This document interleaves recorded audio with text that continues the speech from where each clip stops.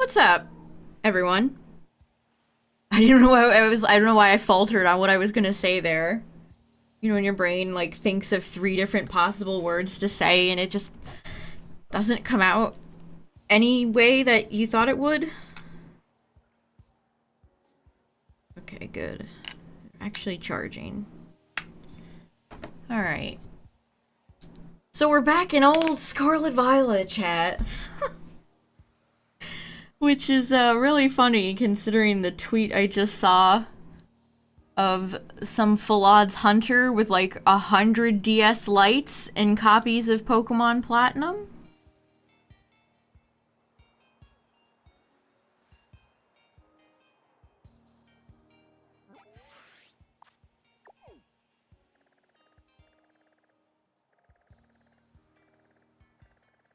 Dude, I don't need I need Muck, not Alolan Muck.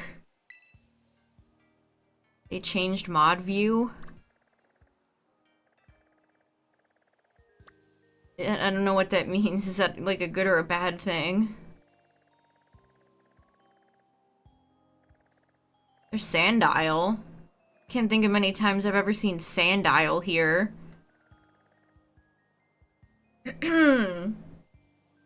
Oh, the pollen's so bad today, chat. Everything, all the vehicles, everything is yellow. The pollen is bad.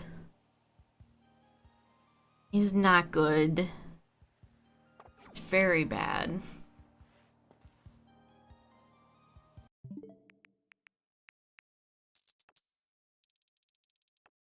Oh, you watched the video, Galaxy? Nice. What is today's actual date? 22nd.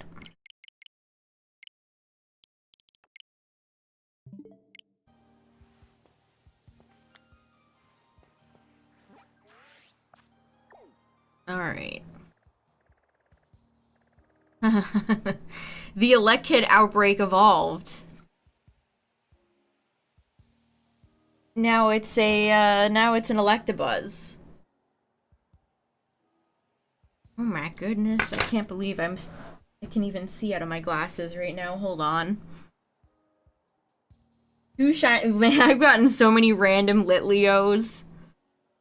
And a shiny Execute, nice. I think I got Execute, Execute.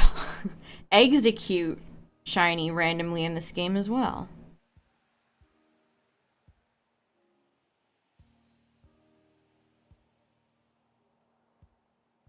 I mean, I never went, but definitely seems like it's, I mean, it's not just Disney doing that type of behavior right now. It's a race to the bottom. Okay, Porygon's kind of interesting, but I don't believe I need it, so let's see. But geez, it's like I wish there were more outbreaks. They feel so sparse. No, I saw Hoppip for a second and I got excited, chat. Please, where is Smoliv? Where is Smoliv? Have you seen Smoliv? Have you seen my son, Smoliv?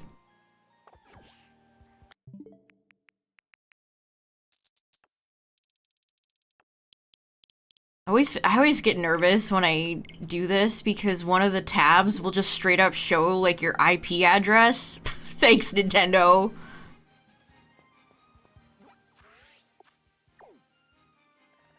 Why would they program it like that? Okay, they didn't change.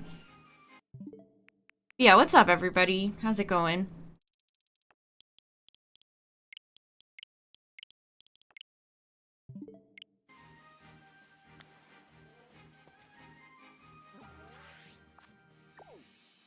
Rhyhorn, Trumbeak. We'll come back to you later, Trumbeak. Can Toucannon be an outbreak? Staravia. Kitakami is almost always empty. There's nothing I really need. Oh my goodness. Wow. It's a party. It's an Ampharos Hirayama Gabite party.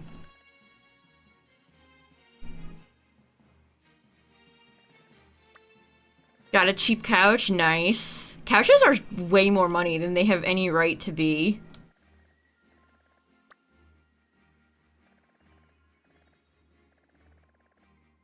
Yearling. Not rolling anything particularly interesting yet.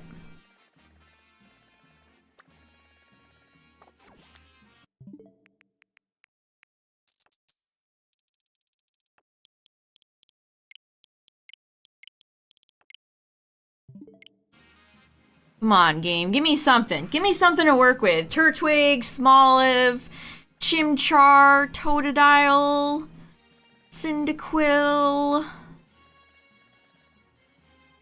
Anything? Gold silver style? Yes, this is Beta Wooper, aka Booper.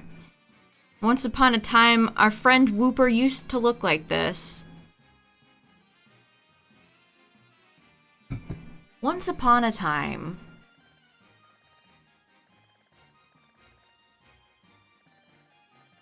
Yeah, definitely, Galaxy. It's reflected in many areas of the Disney umbrella.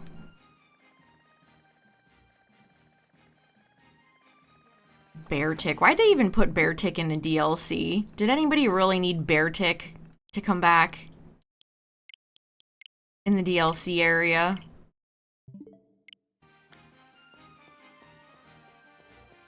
I'm still sad Pokemon like Corsola and Clamperl were not included. They would have been great, like, over here. No. I don't know why it doesn't change sometimes.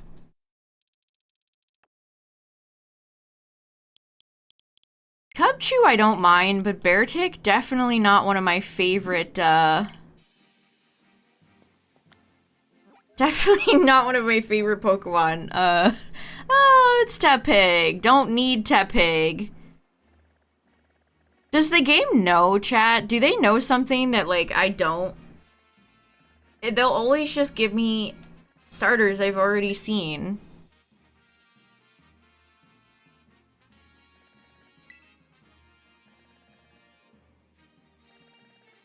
Smoliv? No. Salazzle and Dreadnought are here, though. Hooray!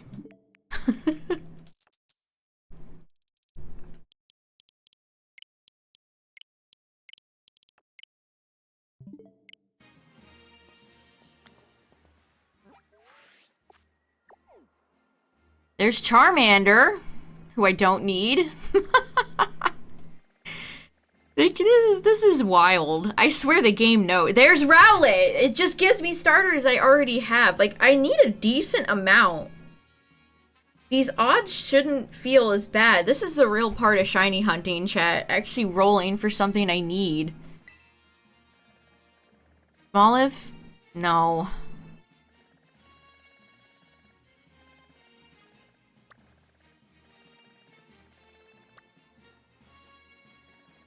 Veluza. Veluza's actually a really big Pokemon. I saw Capsakid. I love that the outbreaks can be hidden behind the other icons. Great map design, fellas. Killing it.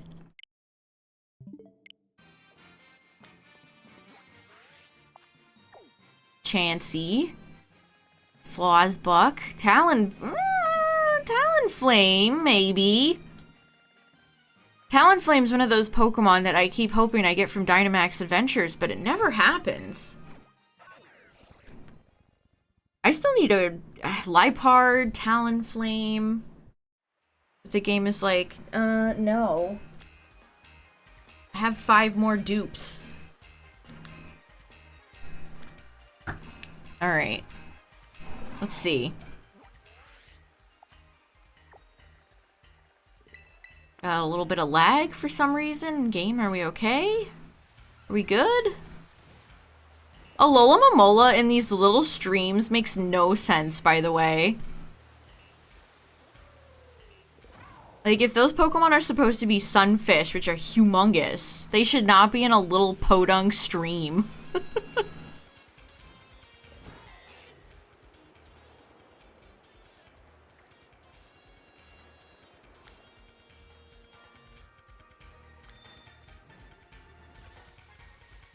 Alright, let's see. How does this look?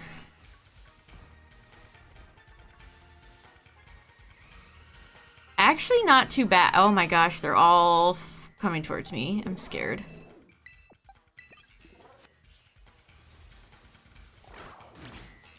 They're actually mostly on the ground.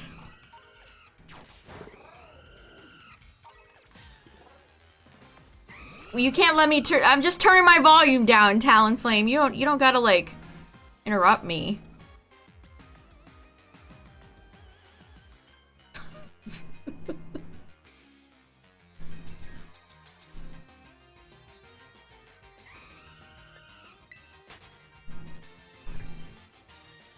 Gen 9 is so Gen 9. Okay, I don't have any Pokemon. Let me go get like Kyogre or something. Okay, so the last shiny we got was Houndour. Stormy Houndour.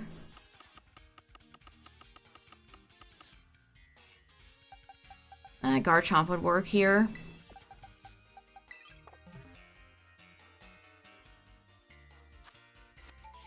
Game had a weirdly long pause there. Always fun to play the game. Will it crash?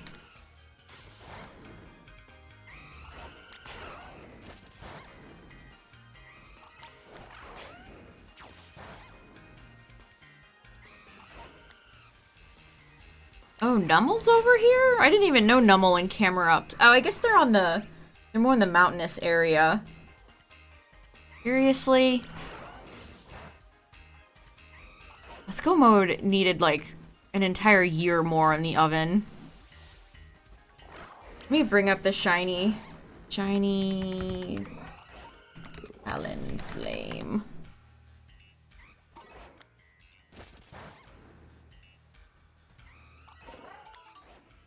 How would you describe Talonflame shiny, chat? It's like just more red?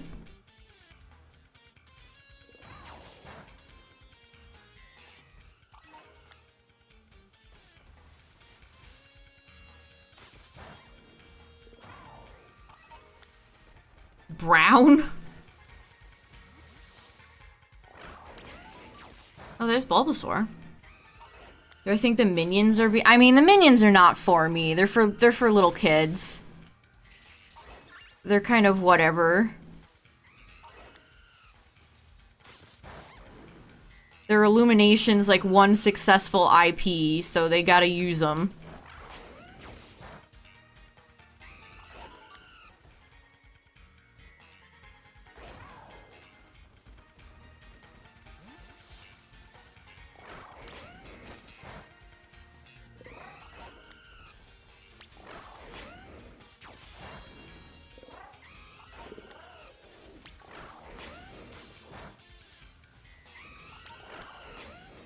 Huh?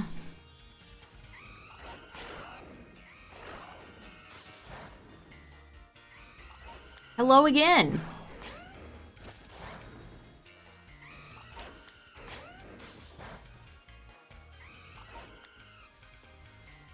Brown. Let me look at it again. Like, I guess? Like a tan color? Sure.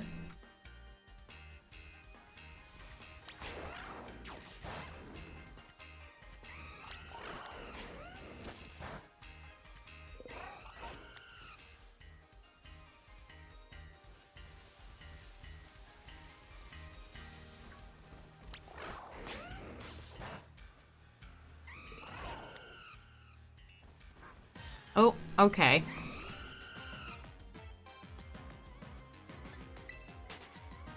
Titan Pokemon can be shiny? Yes, I did know that. I think, didn't Squawkabilly on the rooftops used to be shiny, but they, like, patched it out? They could have been shiny. There's a few odd instances of that type of stuff.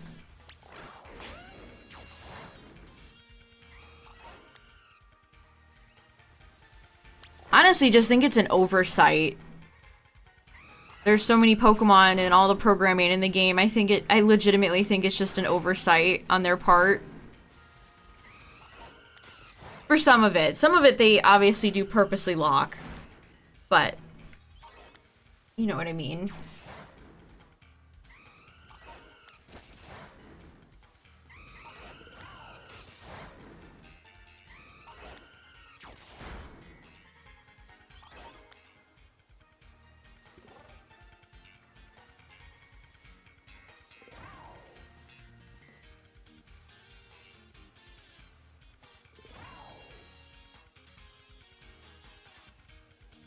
Hilarious Deltarune memes, dude.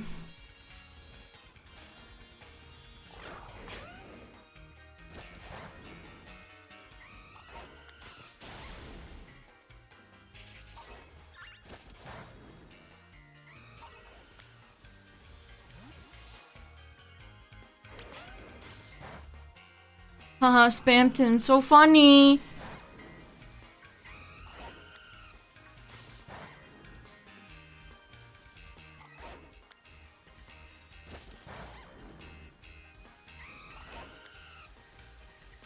I love going into people's Twitch chats and just spamming unfunny fucking memes and paragraphs. I'm so funny.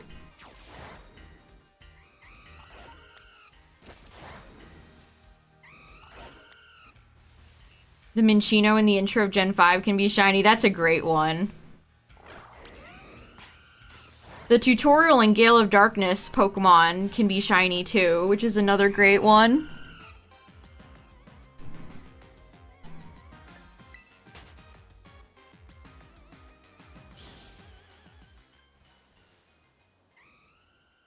These hunts are kind of stressful because these aggressive Pokemon are always like... Give me a minute here! Don't go after Mini or Garchomp, it's fine. Oh, great. This Pokemon, Fletch. I kinda wish it was just cut this Pokemon out. Some three-line Pokemon I wish were just shortened. Like, we had Hoot Hoot and Noctowl. Why did we need to have Fletchlander alongside the other two?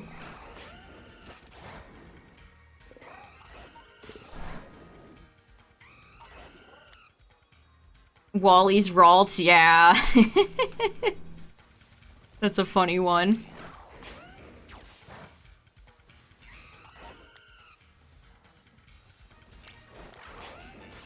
Yeah, getting shinies you don't hunt for in this game pretty much happens all the time.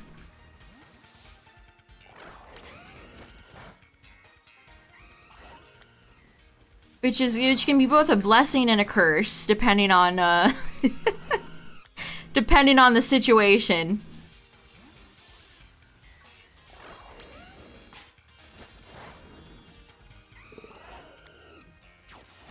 Oh my gosh, Shongoose is over here too?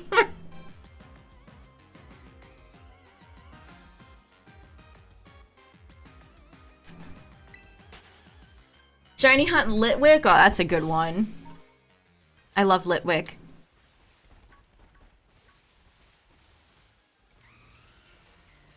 At least Talonflame is staying low to the ground and not like Corviknight in this game. We don't speak about Corviknight around here. It is not Corviknight time.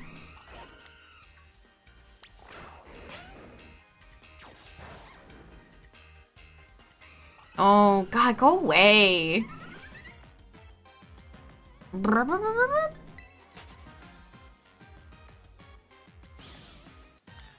Oh, I love being looped into battles in this game. Yes! Yes!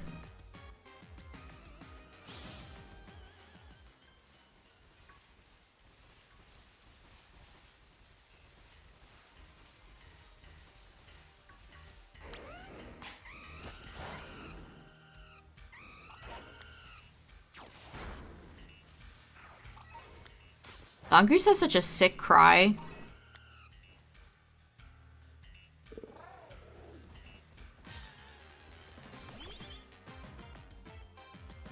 Yeah, the fact that they didn't think to never programmed iframes after you get out of a battle is truly some insane incompetence.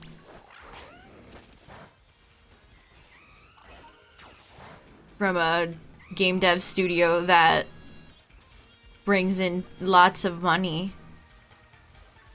And speaking of frame drops, speaking of dropping frames, of course it's raining.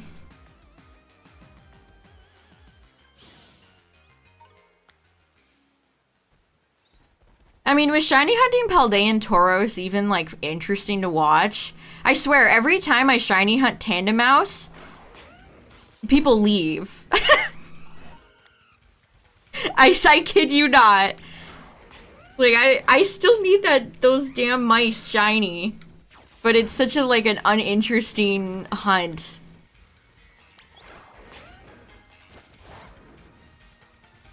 Like, I can't blame people either. Like, you know, it's whatever. It's just an observation.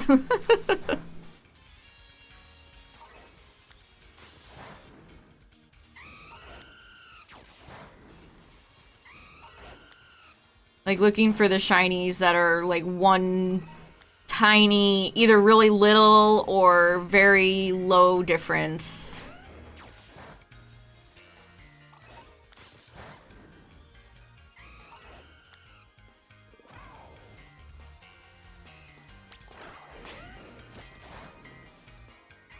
I mean, Tauros is not an easy hunt.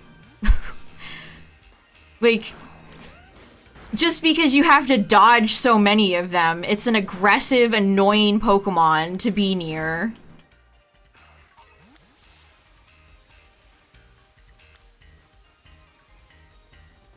OG Tauros, which is like nuclear green. Different story, I guess. I don't know, maybe just because I don't ever go over by Lag Lake anymore, where Veluza actually is.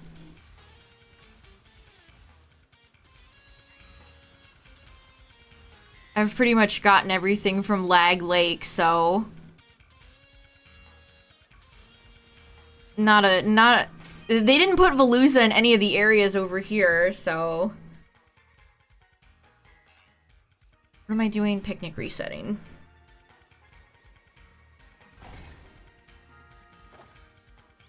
I can't believe I've become this game's shinies, like, biggest defender. Just because Vods elitists are so obnoxious.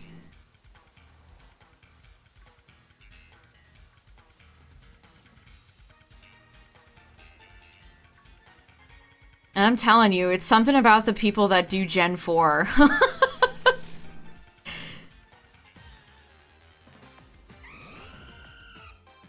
Sorry, everyone. Pokemon Platinum costs $1 million to get because some shiny hunter bought up every last copy on the market.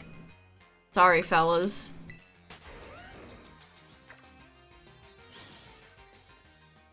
Tauros is one of the worst aggressive Pokemon in the game. It's just very annoying. And of course, there's no repels or anything that would protect you, so you just... It's like Mario Kart, except your cart is Korai or Mirai. And you just have to keep jumping and dodging and jumping and dodging.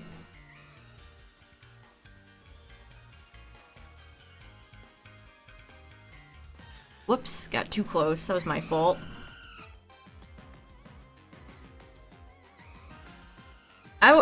Man.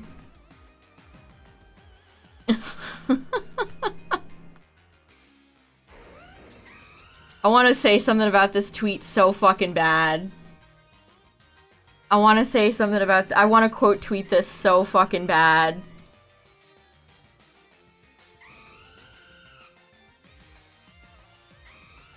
Like, y'all... Like, what is this?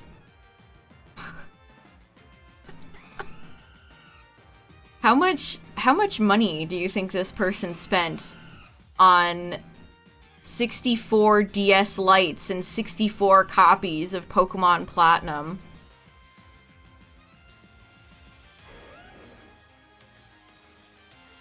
Honestly, they're controlling it all with a controller too, so I think they're cheating. If you want my full-ass opinion, I think unless you're manually resetting all those yourself, you're just cheating. Like, this is just like a Disney adult. This is insane behavior. 64 copies. So this fucking loser can shiny hunt Piplup in Pokemon Platinum. Fucking get the fuck out of here, dude. I hate these people. I hate full odd hunters. It is mental illness. I could elaborate into that as well, but I will choose not to. There's something not quite right there for that.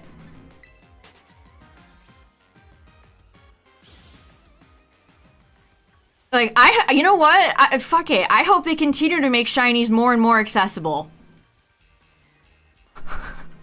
I cannot fucking stand full odds hunters. They're all such weirdos. 64 copies of Pokemon Platinum? Like, that's scalping. This person is just doing a fancy way of scalping. I can't with this. Like, what a it's just like consumer. Gotta have my 7,500 DSs and all my copies of Pokemon games. Just insane. I have no words. Go shiny hunt some bitches. Like, it's just so embarrassing. I'm playing this game as if I'm resetting for Darkrai, by the way. And again, the guy is using a controller for all of them. So what's the point?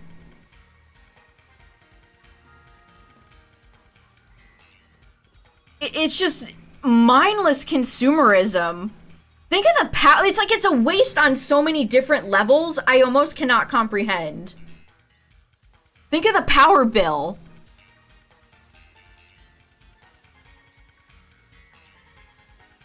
Like, that is actually insane. And these same fucking people are like, oh, Scarlet Violet shinies are worthless. Dog, I shiny hunted Piplup's entire line in like 30 minutes.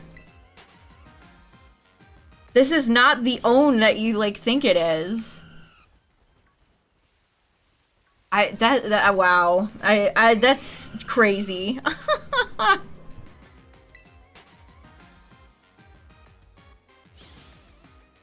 Yeah, I had somebody in chat yesterday that was like, I spent so many hours looking for Gyarados in Scarlet Violet. Also, did I mention I don't have the shiny charm? Dog, why? Like, it's shiny hunting is not like the suffering Olympics, chat. I don't know why so many people are like, if I don't spend 50,000 bajillion hours resetting for Blorbo, then it's not worth it. Your shinies are lesser than mine.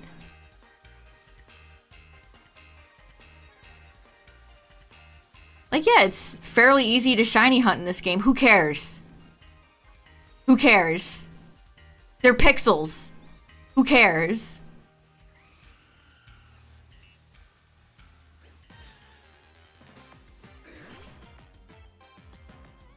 I would shiny hunt Blorbo.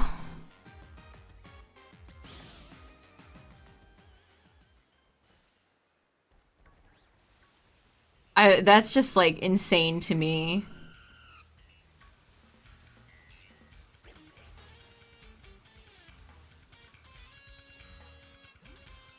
Yeah, that's another thing. It's like you're gonna shiny hunt in these games. The shiny charm is such a like difficult thing to get in this game.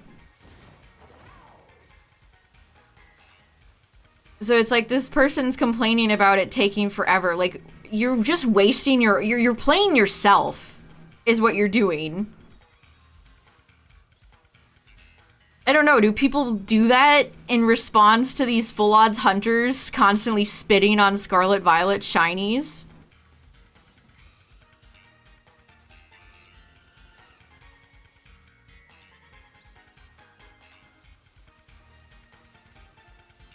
Like, I'm not like those other Scarlet Violet shiny hunters. I don't have the shiny charms, so it takes me longer. Like, congratulations.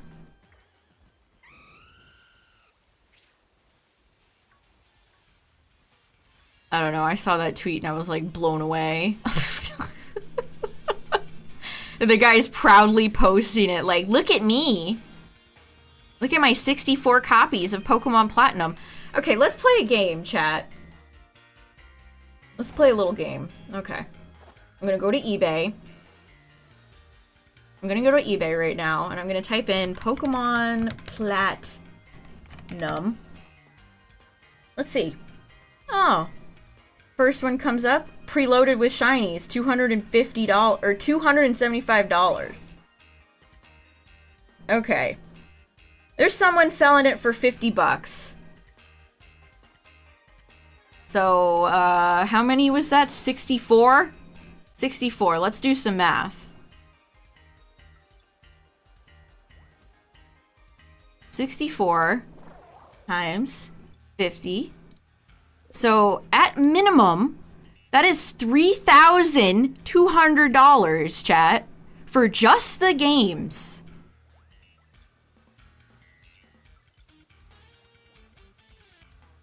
And then, I don't know what the going rate for a DS Lite is, but that's probably several more thousand. That's like $5,000 to shiny hunt Piplup in Pokemon Platinum. And we're the guys that are the losers?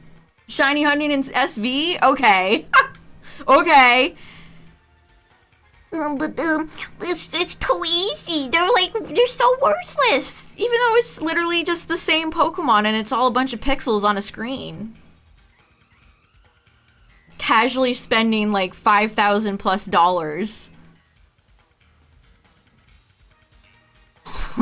Oh man.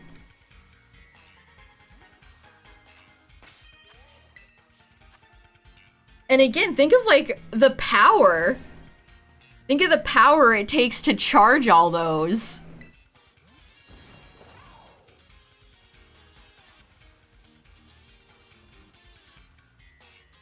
It makes me feel like I'm going insane. I've seen so many comments lately about shinies being worthless in the later games. And it's like, good. Who cares? The suffering Olympics. I have to spend every second of my precious life on this earth shiny hunting for Piplup in Pokemon Platinum. Dog. The shiny economy. And again, this guy is using a controller. He's not manually resetting every single one of those DS's. Like, honestly, if he was, I would have a bit more respect for that. But again, it's just like manipulating. It's just hooking up a controller to everything, automating it. So, like, at the end of the day, what is the point?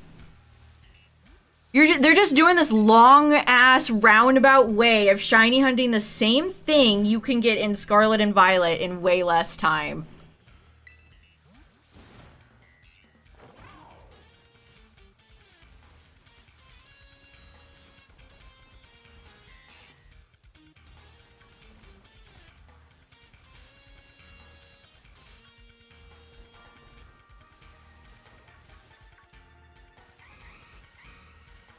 And like, of course, it's the Gen 4 starters.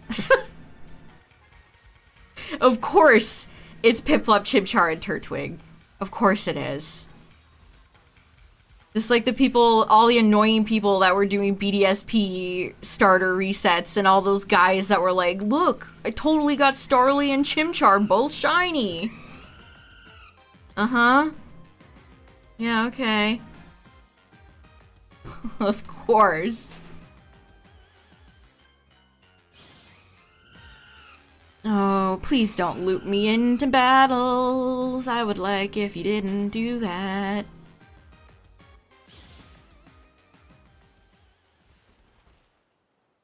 Piplup shiny isn't even good. Piplup doesn't even have a good shiny. Oh man. Not even good.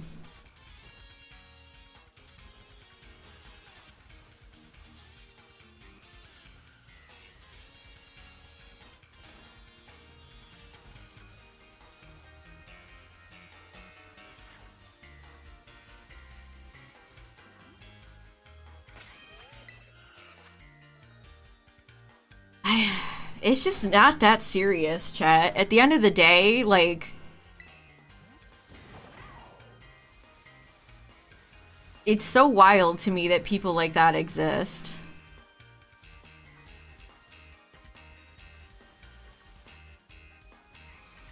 Sometimes I use sandwiches, sometimes I don't. And that's usually because I just don't like farming Herba Mystica. It's not like I want to be a special Scarlet Violet Shiny Hunter Snowflake. I just don't have a lot of Herba left, and I don't enjoy farming Herba at all.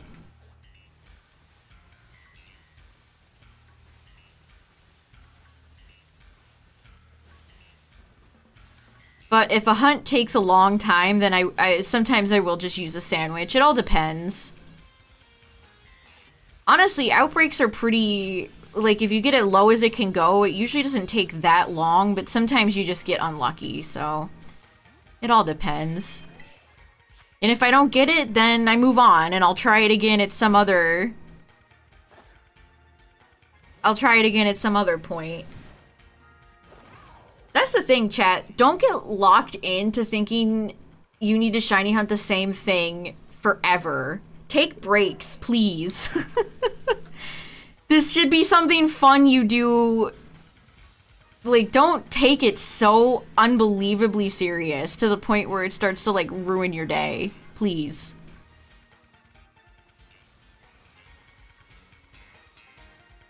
If you're shiny hunting something and it starts to really frustrate you, take a break.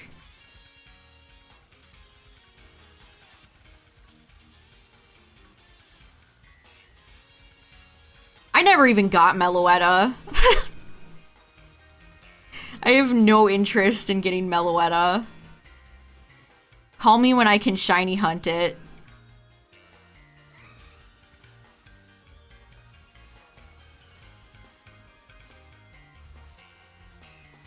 Ring me when I can actually shiny hunt it. Thank you. Thank you, Game Freak. Which will probably be never or $15 in Pokemon Go.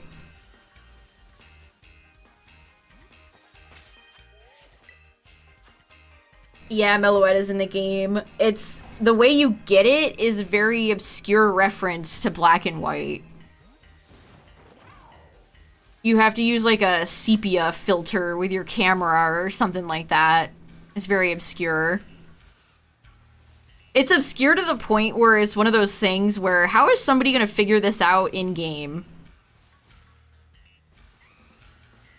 Pokemon has so many mechanics and things like that where you just have to always seek outside guides and video tutorials to help you.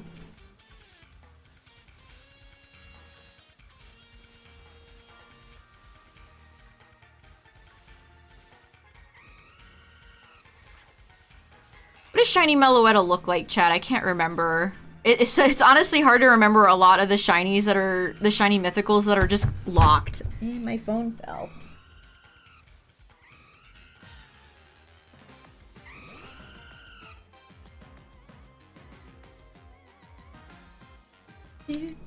She's aqua, like Shaman? Okay. You have to go to the coastal biome area with swirling leaves, spin for 10 seconds. Yeah.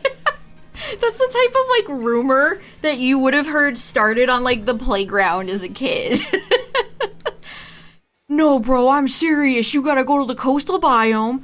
You gotta go to the area with the swirling leaves. You have to spin for 10 seconds or more and then stop. And then you pull out your camera and then you set it to sepia and then Meloetta will appear.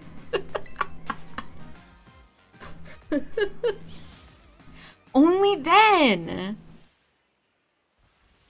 Dragonite evolving into Yoshi. I never heard that one.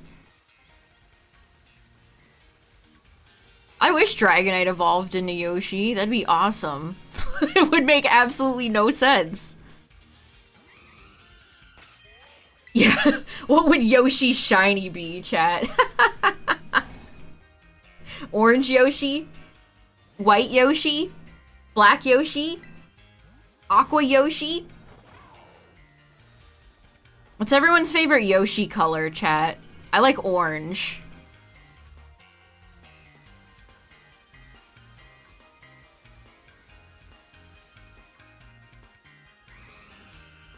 Yeah, then you say it in the mirror 3 times and then you're shiny, then it shows up. Dragonite evolves into Yoshi. This is the first time I've ever heard that. I'm delighted. That's the kind of deeply unserious, like, childish rumor that is so funny. Blue, purple, purple. The beautiful thing about it, chat, there's no wrong answer. All Yoshis are beautiful.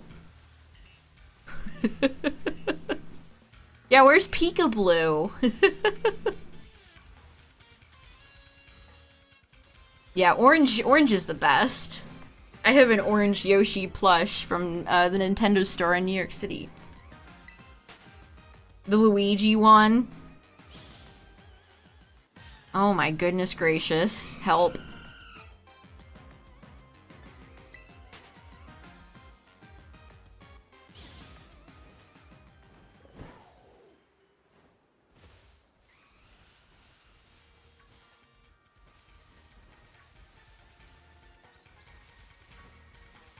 Did you ever pull off any, like, Pokemon glitches, chat, in game? Like, do we missing no as a kid? I definitely did. I remember going in Gen 1 and surfing along the coast in Cinnabar and encountering, like, Mewtwo level 142 or whatever and being like, whoa. My child brain was expanded that day. And seeing Missing No and all that stuff.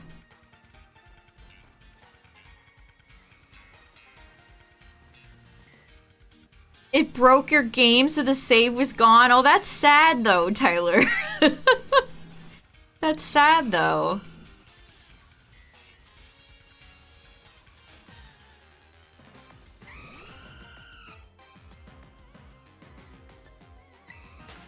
The Safari Zone glitches.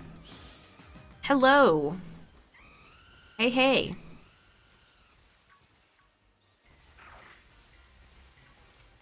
Just heard Zongoose again. Oh yeah, the duplication glitch, definitely.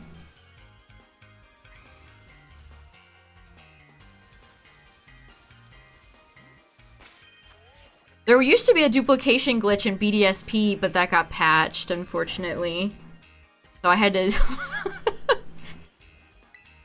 Getting those moon balls was hard work, let me tell ya. It can kill the save file. Yeah, a lot of those glitches were really, like, finicky. You know, because they weren't exactly intended. Missing No takes the form of shiny Bulbasaur? I feel like I only ever did that stuff in Gen 1. I don't remember future gens goofing around with, like, glitches, unless we're talking, like, modern Pokemon games, like BDSP. Or, like, glitching through the wall in this game. Oh my goodness. Hello, Talonflame. Okay, I'm looped. I gotta kill one of them.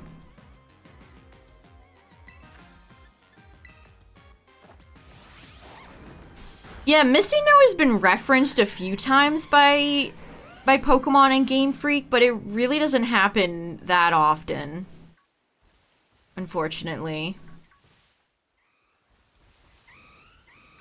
It's funny, like, missing no literally just means missing number.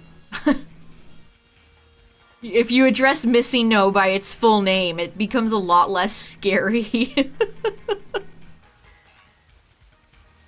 Oh man, my eyes are so watery. No, no, no, Talonflame, hold on. I can't see. Let me rub my eyes in peace. No! Get away from me! Who even was that? Oh, it's Bulbasaur. Speaking of Bulbasaur.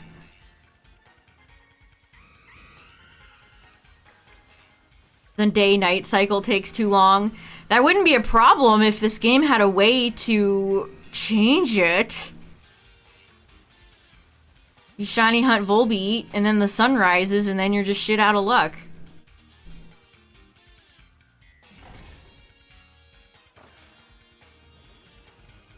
Oh my god, Justin, that was so funny. Yes, the glitch from PLA and the Pearl Clan where you can make, like, the house completely glitch out, or one of the people. We did that! I did that on stream, I remember. That was so funny.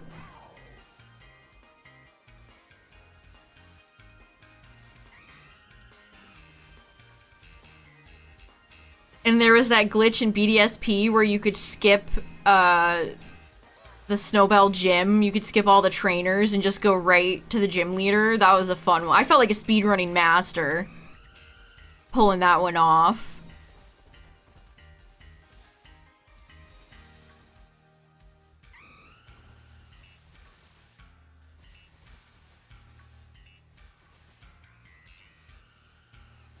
Yeah, it definitely will never happen. Like I said, they've done a few, like, tongue-in-cheek references to Missing No, but never anything, like, outside of a little hint hint, nudge nudge, wink wink. I mean, there's not even anything scary in Gen 9. Pokemon usually has a little spook, a little ghost girl, a little spooky spook. In all of their games, and this game has nothing. And that's kind of a bummer. I don't did PLA had the Spiritomb girl. I guess that counts.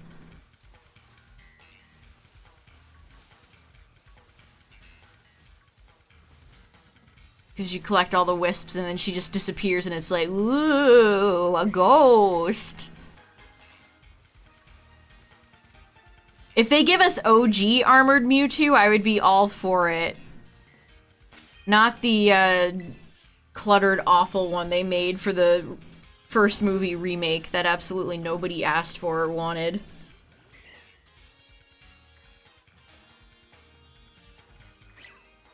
Why did they give it, like, tendrils in the CGI remake of the first movie?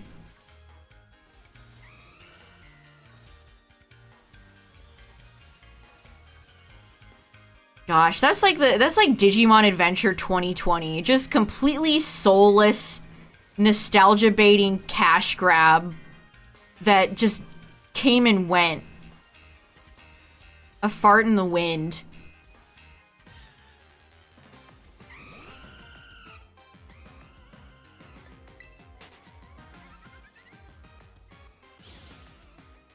The movie didn't even look good. That 3D animation just... Like, the original animation in the first movie, especially a lot of, like, the credits with Ash, Brock, and Misty just traveling, it was gorgeous. I think the remake had some of that too, but I don't know, the OGs are always gonna hit the most.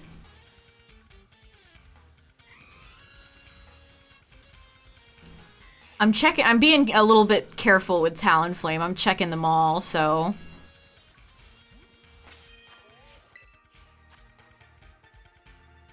Isn't even said in the remake.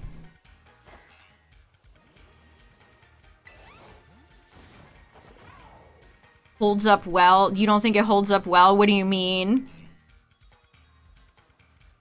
I think for a first anime Pokemon movie, it looks fine. The third movie has the best animation. The third movie is my favorite Pokemon movie. That movie to this day looks gorgeous. Like, the background designers popped off on that one. Oh, I see the shiny. Hold on. Hold on, fella. No. Oh, God. Get away from me. It's so stressful when they're so aggressive. And the... okay. Awesome. This thing has Brave Bird. It's... oh, boy. I'm just gonna YOLO throw balls at it.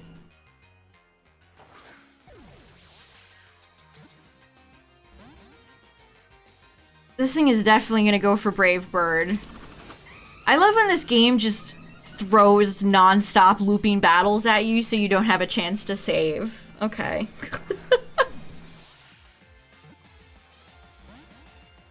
Come on, I know you're gonna do it. Steel Wing.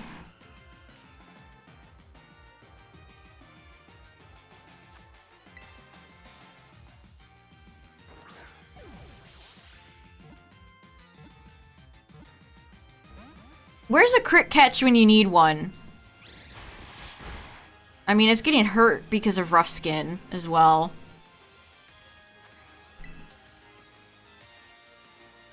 I was a bit too, this shiny was easy to spot. I swear, catching things in this game, even with the charms, still feels kind of bad.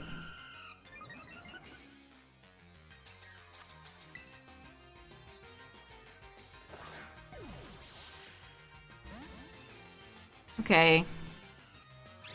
Tailwind, thanks for setting that up. Who are you setting it up for, Talonflame? Yourself?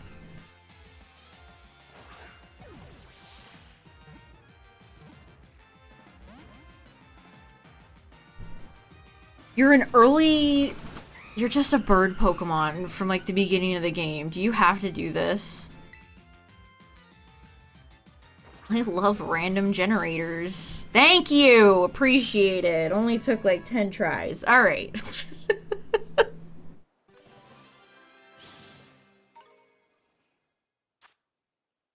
There we go. Well, let me add that one to the list. There's oh geez. No no no no no no no no no no no no no no no no no no no no get away from me. Am I safe on the shore? Okay. Talonflame. Alright, there's 750. Nice. Good. Talonflame's been one I've needed for a long time. Alright, perfect. That was weirdly stressful, by the way. I hate not being able to save. Which is another thing I've seen people be elitist over. If you save before a shiny. Biggest crock of shit I've ever heard in my life. Ooh, we're on a fire type streak. Nice. Talonflame's icon is huge. It makes Houndour look like a little baby. Alright, we'll put Mush up in front and then save.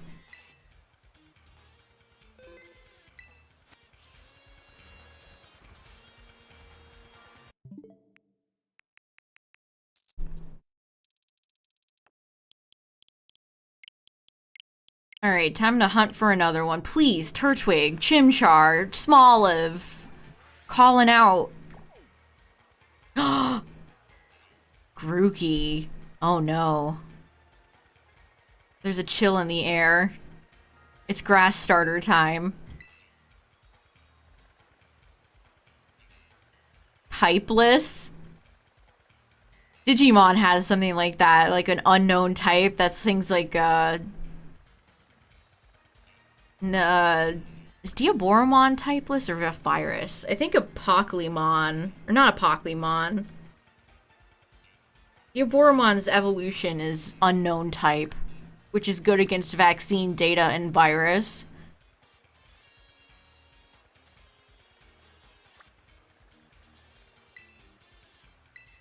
Okay, well, I need one Grookey, chat. I just need one Grookey.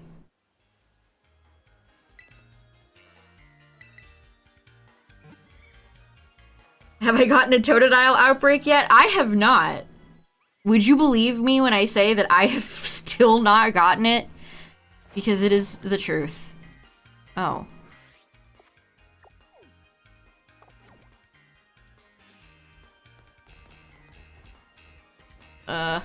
Get me out of here.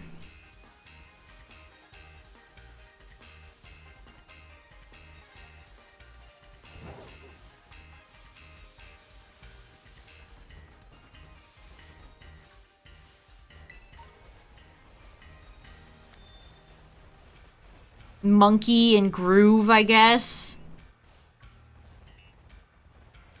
Okay, this is gonna be a good one right here, chat. Oh, this is perfect. Wide open area. Alright. Good outbreak alert. Nature on the Talonflame. I typically don't care about any of the natures. It was hasty.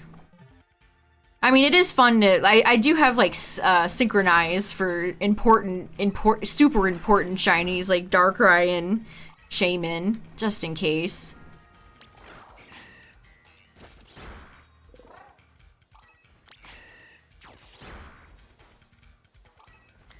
Alright, Grookey, you're shiny. Actually, I believe I need to evolve this Grookey into Thwacky. That is the one I am missing. What would you say Grookey's shiny color is? Like, pastel green? Almost like a highlighter yellow? Geez, they're very small. I can't see.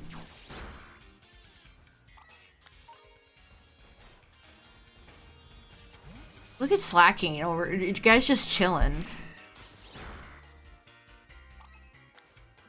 Porygon 3 is just an actual mallard duck.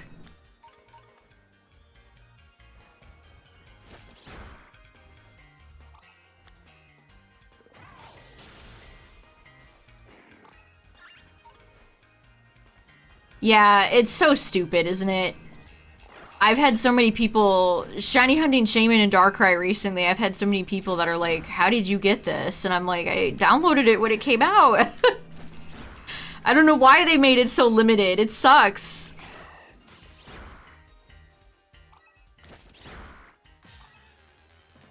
Chartreuse.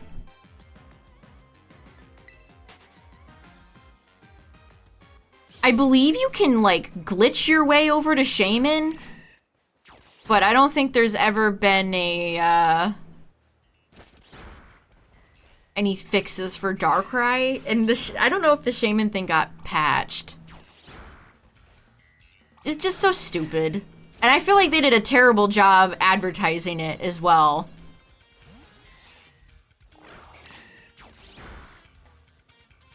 Yeah, I really hope PLZA brings back the link cable. That was one of the best things that PLA had, straight up. Bring back the link cable.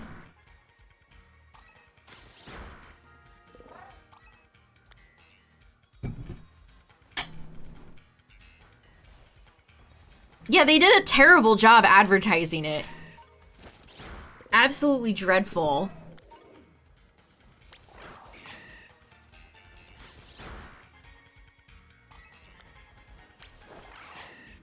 Honestly, if I was Game Freak, I would have specifically had that as like a selling point. Like, you can shiny hunt Darkrai, Arceus, and Shaman in the marketing.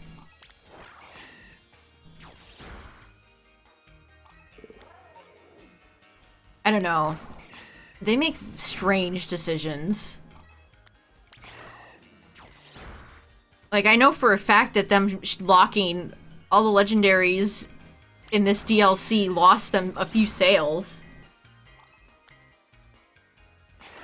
People who were not convinced. Are you serious? Can you go?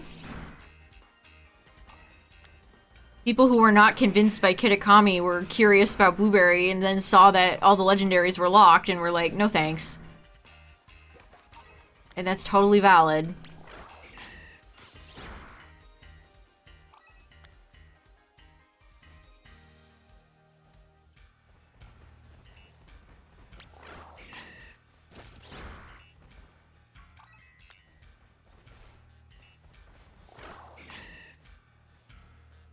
And, like, the games are still being sold. That's what gets me. It's not like... Oh my goodness. It's not like we've gone from the Switch to the Switch 2, where it's literally all still the same console that these games are being sold on. You can go out and buy BDSP in stores right now. It's not like it's a generation behind. Like it's on the 3DS or something. There's absolutely no reason for them to do that.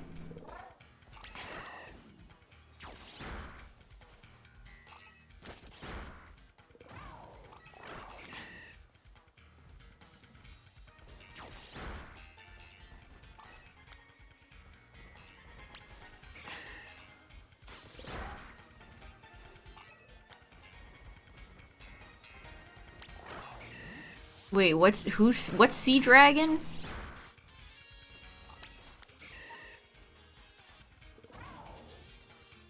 Yeah, Shaman you can, like, go out of bounds and walk over to if you don't have the ticket, but like I said, I don't think there's any ways people have found for Darkrai.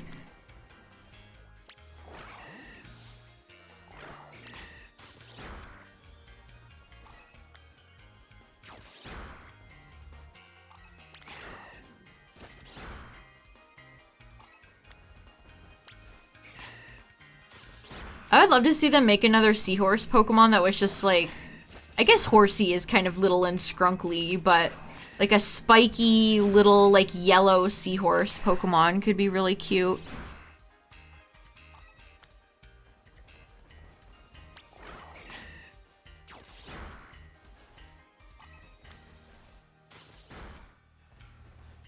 Look, this guy is like coconut head hair.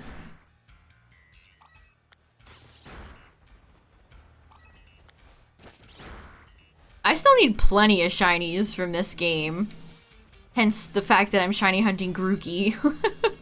I actually technically need Thwacky, so I'll evolve it when I get it.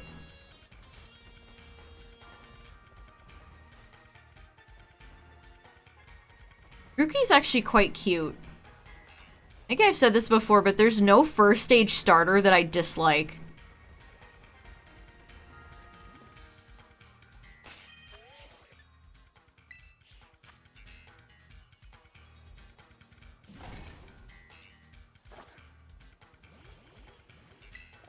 Tinkaton was like dancing in place.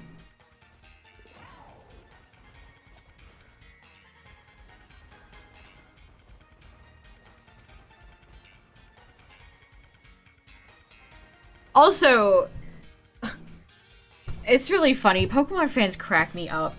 One day I'll see a tweet that's like, the distribution for Iron Leaves and Walking Wake is one of the worst ones in all of Pokemon, and then I'll see Joe get on his soapbox and be like, actually, the distributions for Pokemon this gen have been great, actually, and you guys are just wrong. The duality. I think the distributions this gen have been trash.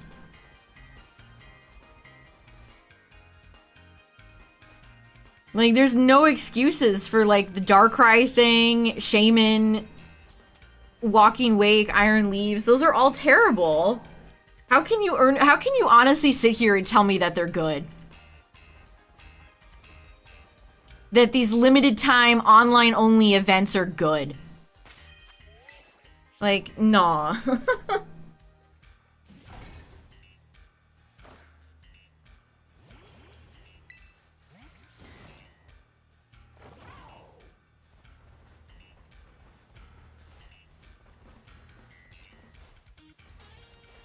Like, again, speaking from personal experience, shiny hunting, Darkrai, and Shaman, so many people have asked about it. It's like, it sucks. It's truly terrible. I cannot fathom being here, sitting here and being like, actually, all their distributions were great.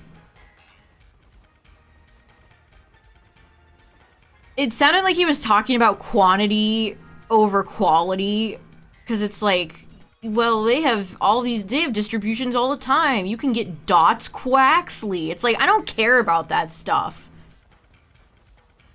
A character Pokemon I'm never gonna use ever. Like, that's the mark of quality in Joe's eyes. If they keep giving us an anime character Pokemon. That stuff is junk. I completely agree. Like, I do not care about that type of garbage.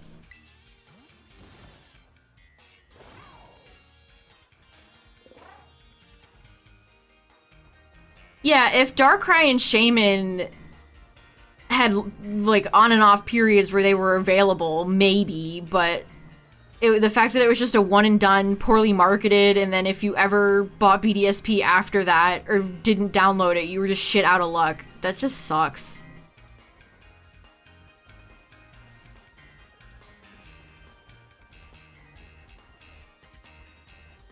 I don't know what is, like... Joe is always going off about people being ungrateful for all the distributions they give us, and it's like, shut up. Like, sorry, but I just don't care about Dots Quaxley. It's just a generic Pokemon with special, like, a written data thing on it. It's not even like... It's just a generic Pokemon. I'm not asking them to give me shiny distributions every week. I don't love those either. Like, I think the ones that I like are, like, the VGC players when they give out VGC winners Pokemon, because they're good for competitive players. But besides that, like, all these random nothing burger Pokemon distributions, I will never be a fan of. She's the, yeah, she's in the anime. They gave out Liko Sprigatito as well, and I'm sure they'll do Roy's Fuecoco at some point.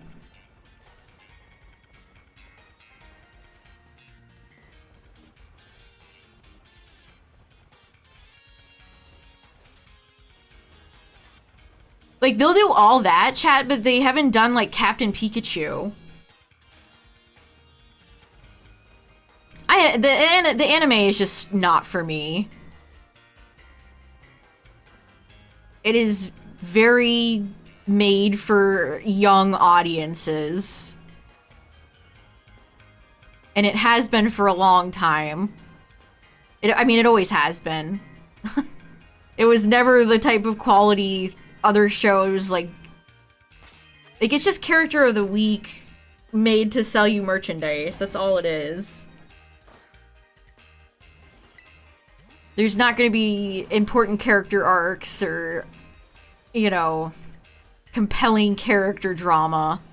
It's just made so Timmy will want to go out and buy a Fuecoco plush.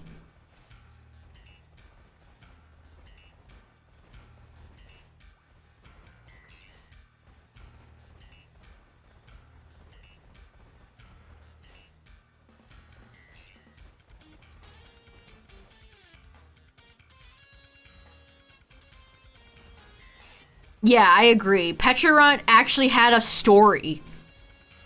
Like, I'm still blown away by that, honestly. All of the awful mythical distributions we've had the past decade, and they finally gave us one that was exciting since, like, Victini. Pecharunt was very, very cool. I'll absolutely praise them for Pecharunt.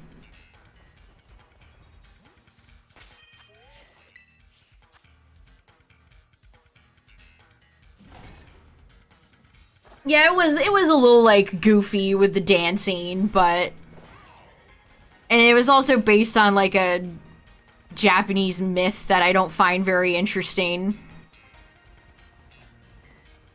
But I'm glad we got another little guy mythical instead of a anthropomorphic furry thing again. Yeah, it's still available. Imagine that. Imagine them making mystery gifts that are still available. Wow. Breaking new ground.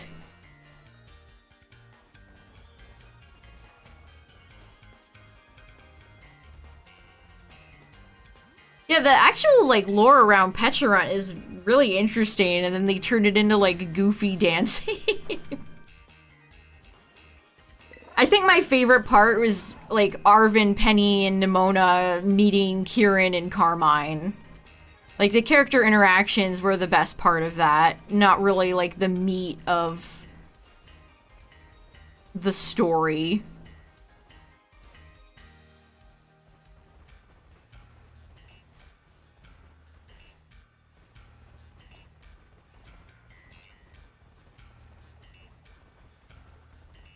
It was fun. It was, again, the first time we've gotten an actual, like, little story bit with a mythical in a very long time. Because I feel like a lot of mythicals are just very forgettable because you never use them. Like, how many times have people ever used, like, Volcanion? Or, you know, Pokemon like that? I've never used Marshadow.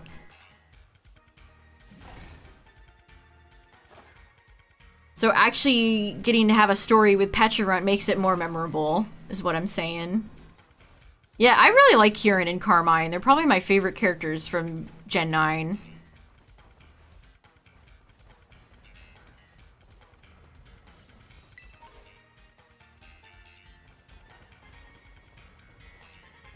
Yeah, that helped that it also was related to, like, the Loyal 3 and Ogerpon, which was the best story stuff from the DLC.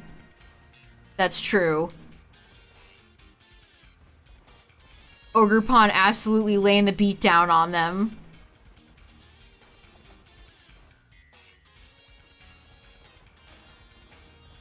How is she mean to Kieran?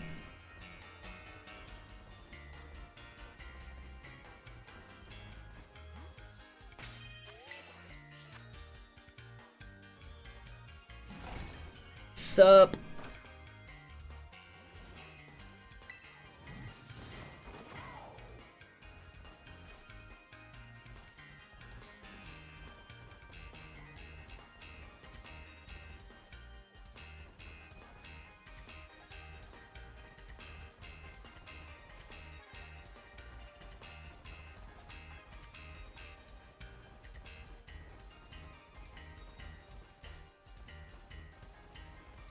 Come on, Grookey.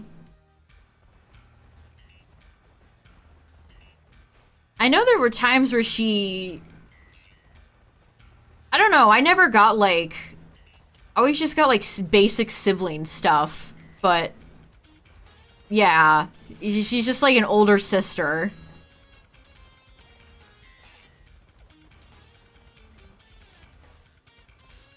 I don't know. Maybe it's just because I saw a lot of Twitter stans that were like, Carmine is such a bitch. She's so fucking mean. You were precious little baby boy Kieran.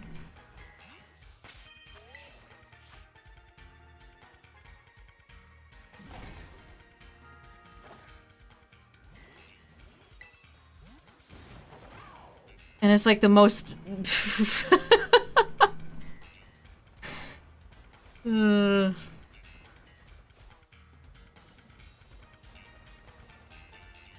I don't know, they're also both children. Like, I don't know why so many people judge characters that are children so very harshly. Like, some of the brain dead analysis I've seen about, like, Avatar: The Last Airbender, like, how could Katara be so mean? It's like, shut up, shut up, shut up.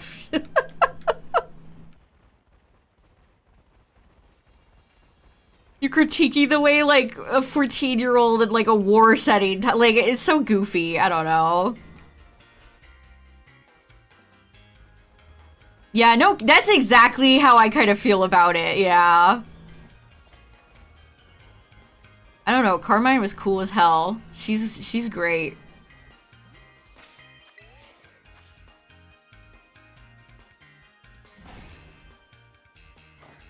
What's up, Frozen?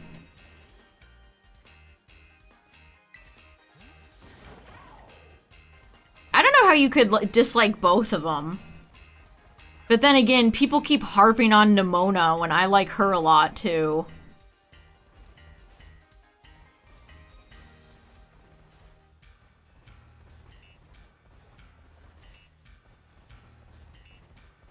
I don't know, Pokemon fans will gas up a Nothing Burger character like Wally and then turn around and be like, Carmine, Kieran, and Nimona all fucking suck. Okay. Sure.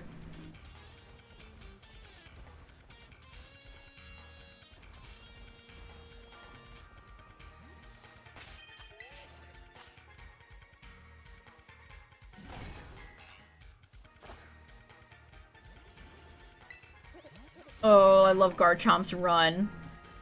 My boy.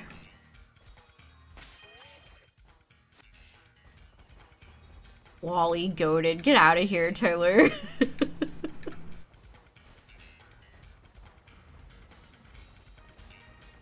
I mean, Carmine apologized. It's been a while since I played through Kitakami and Blueberry, but I definitely remember her apologizing.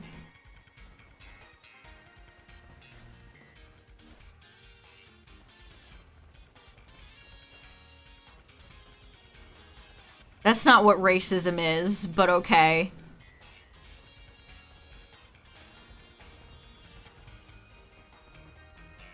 Yeah, you know what, Tyler? I kind of agree. What the hell was up with Briar? You know what? Wait a second. You're spitting. What was up with that character? Remember when we all thought she was gonna be a villain and then she was just a weirdo?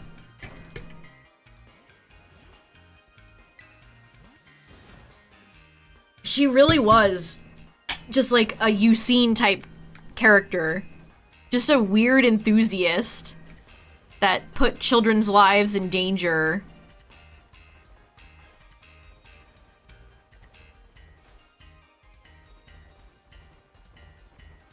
I think she was meant to be a red herring, like unironically. Why would they give her such weird eyes? Yeah, she's like, that's the spirit when Kieran is having like a mental breakdown. I don't know what was going on with that character. Yeah, we all thought she was gonna be evil, and then she just kind of like...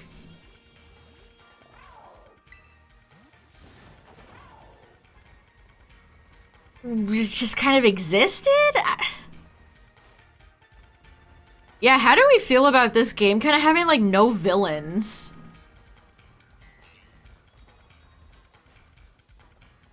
Is Pokemon gonna move away from having, like, traditional villains? Are they gonna do, like, a Disney thing where it's just gonna be, like, Grandma's depression is the real villain?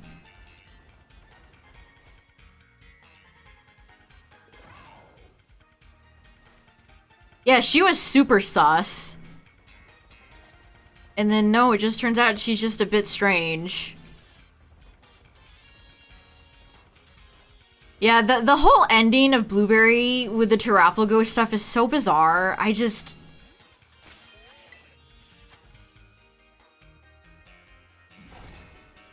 Yeah, I guess the Loyal 3 were the closest thing we got to villains.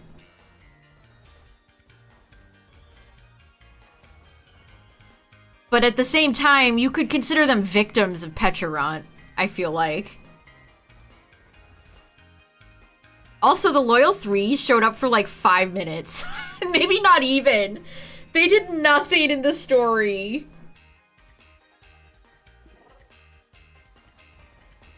They just show up, they like break the shrine, and then they just kind of dip. They go off their separate ways and you fight one, you go and fight each one and then it's over. Like, okay. Thanks, I guess. They don't even, like, really cause a lot of mischief. I wanted chaos. I wanted the town to be lit on fire. And they just kind of, like, fuck off and go to the far corners of the map. Like, I wanted to see Okie Dokie, like, stroll through the town and, like, start flipping shit over.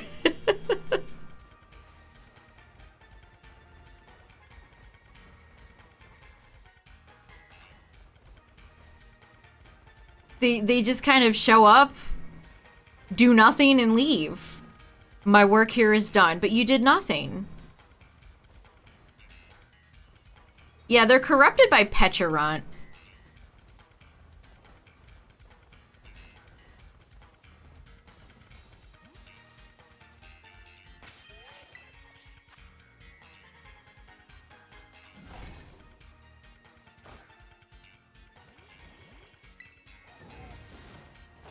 That is funny, though. It's like, at first I thought the director in Scarlet Violet was gonna be evil because of that one key art they released where he's, like, all shadowed. And nope, he wasn't evil. And then they released all the art with Briar and her, like, sinister-looking eyes. Nope, she wasn't evil.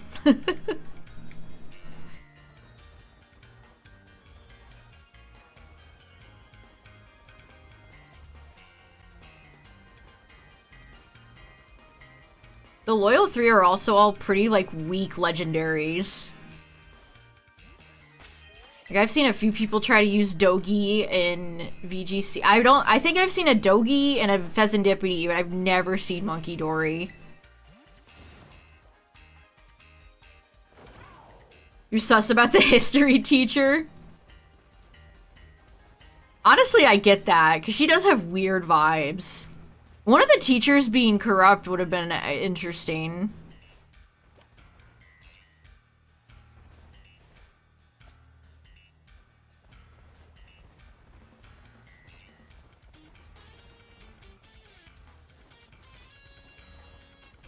But now I'm going to be curious what they do with PLZA and Gen 10. What type of villain, if any, are we going to get?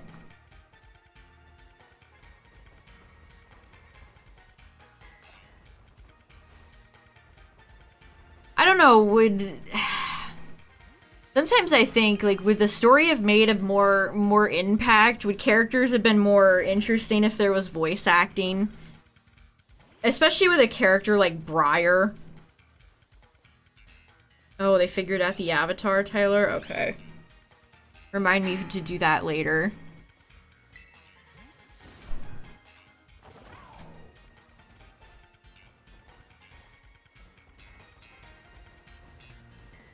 I don't know, every time we talk about voice acting, I feel like a lot of people are for it and a lot of people are against it, and I see both sides. I see both POVs, but I feel like it's inevitable. They gotta put voice acting in these games at some point.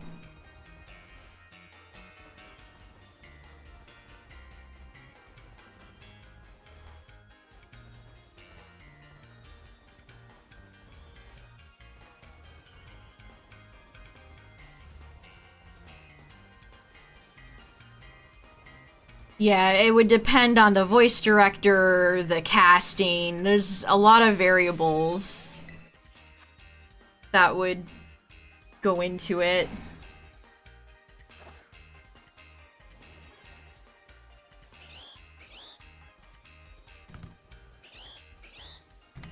Yes, Breloom.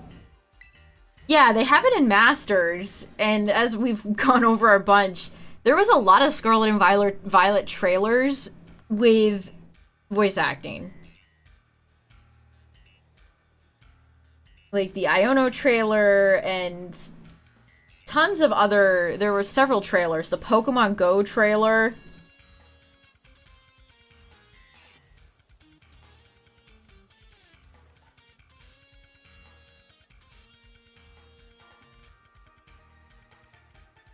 Yeah, like, Tears of the Kingdom and Breath of the Wild have voice acting, but you don't hear their voices all the time.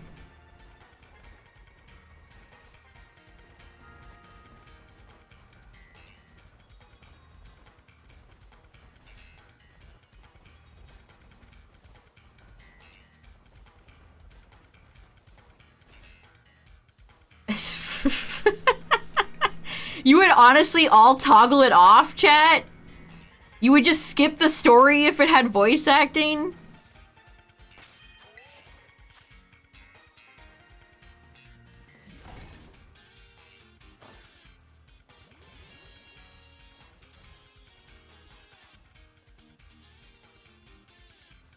Yeah, the PLA character makes, like, Link-esque noises.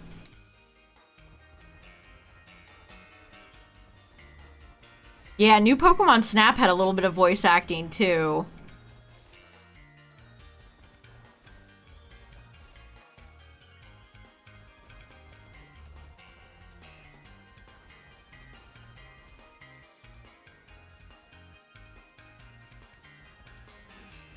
Oh, you mean like if this was like Sonic 06 and every time I went up to this guy, he went, "Ugh."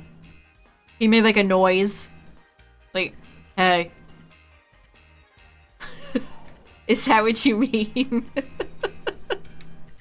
Hey.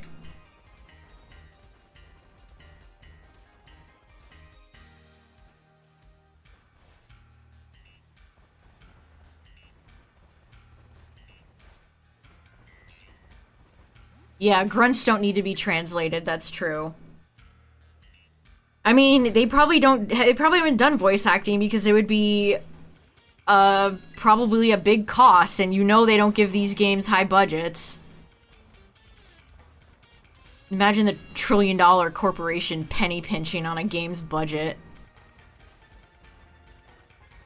Because then they would have to translate, they would have to do subtitles. Actually, Nintendo games have subtitles, I would hope. Although with how bad they are at accessibility, I don't know. You'd have to do subtitles, you'd have to do a billion different languages.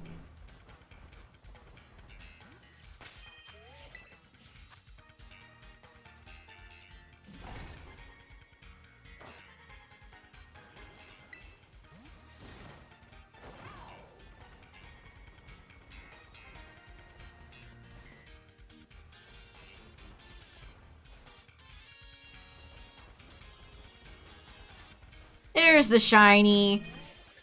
Well, I'll be Grookey'd. Grookey didn't actually betray me this time. Grookey didn't actually betray me this time. It looked like the shiny was defending his friend. Grookey didn't actually betray. It's a miracle. I know, I saved. I'm such a shiny hunting scrub. How dare you save in a video game? Was that Woodhammer glitched? Why did it look so dark?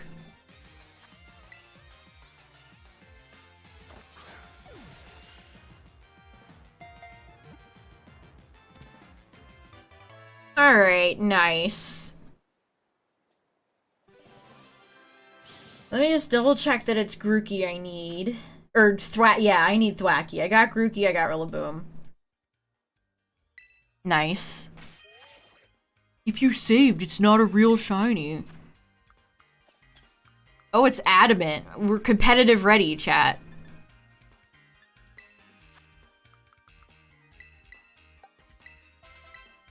Alright, here we go. Little guy evolves. Wow, that is... This is a Pokemon, chat. Oh my god. This is most certainly, like, a triangle with limbs.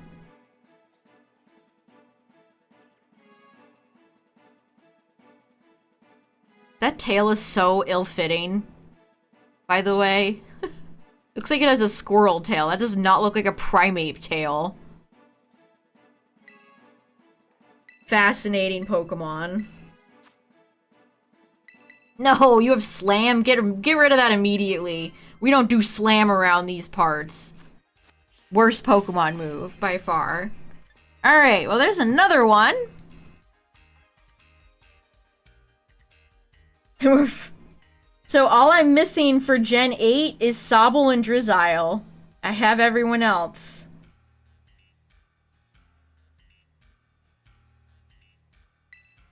Yeah, it's tube-shaped. Thwacky kind of looks like the inflatable tube guys outside of like a mattress store.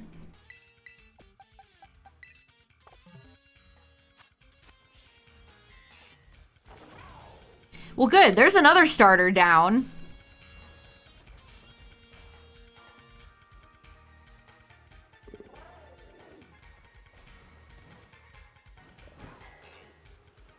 Good, good. Reggie Tube. Farigarath. I'll just fly. Okay, I don't think there was anything else.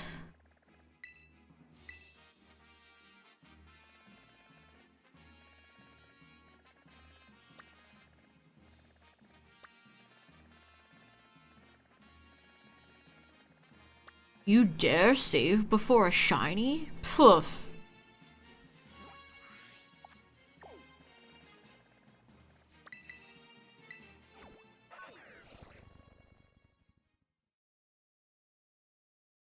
What a...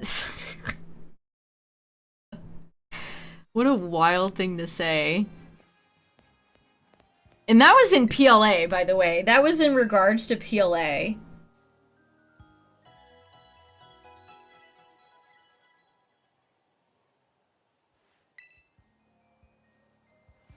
A lot of full odds shiny hunters just enjoy wasting precious moments of their life doing this, I guess.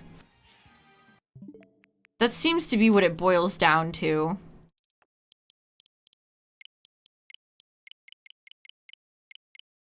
Man, I can't believe it's almost June. Why is there still a part of my brain that's like, oh boy, E3!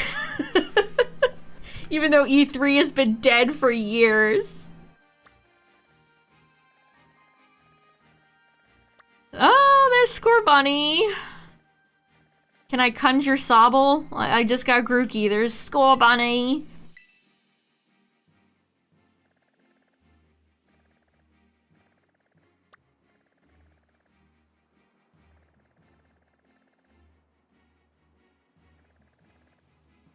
Heracross. There's some good Pokemon here. None that I need. Fortress.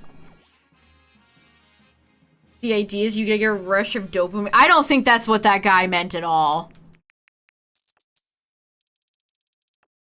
I don't think that's what that brain-dead fucking loser thought at all.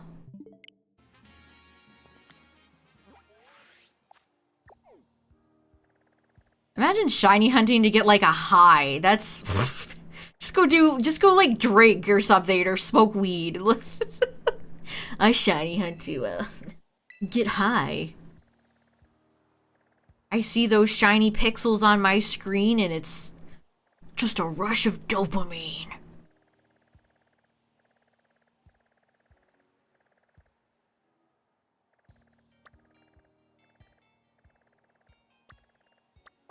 I often forget Meditite and Medicham are in this game. I look forward to seeing their shinies, or their, the Mega Evolution for Medicham come back. We still have the Jeff Keighley event. It's the right term, right? It's called Summer Game Fest, but you know, you're right. It is just the Jeff Keighley event. Jeff is probably thrilled that E3 is dead, so he can just worm his way into the industry and become the de facto leader of all the big news events.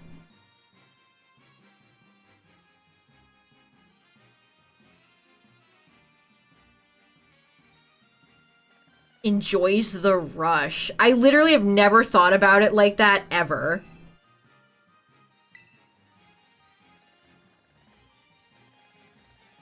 Speak for yourself.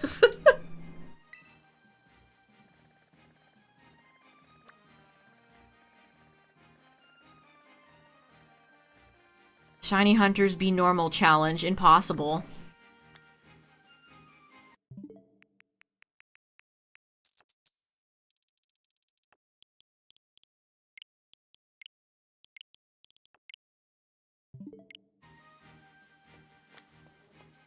Not true for me. Pony There's Rowlet again.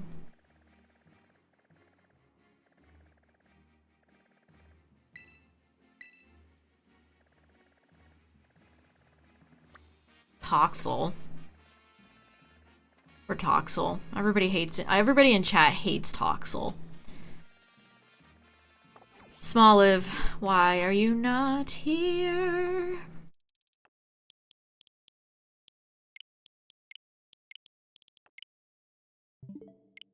Rare chat W. Nah, poor Toxel.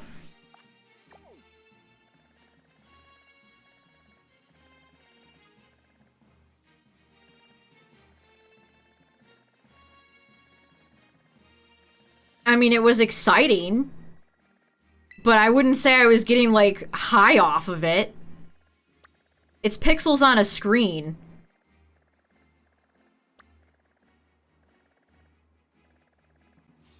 Haha, Belly Bowl. I waited for you for so long, and now you show up on the regular. Hurts me.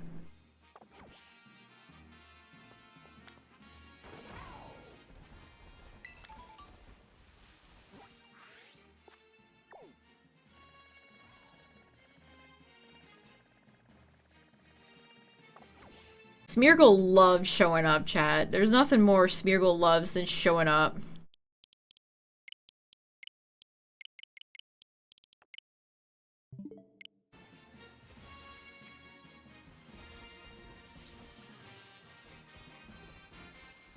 I don't think anything changed there.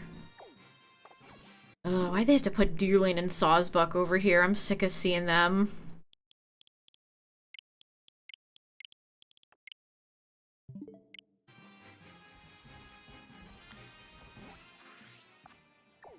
Turtwig?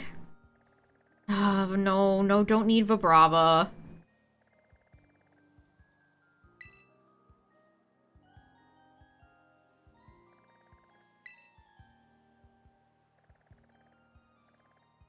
Hopefully Nintendo will announce the date of their Direct soon.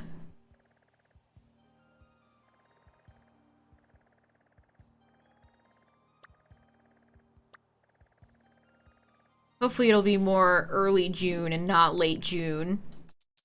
When is Summer Games Fest?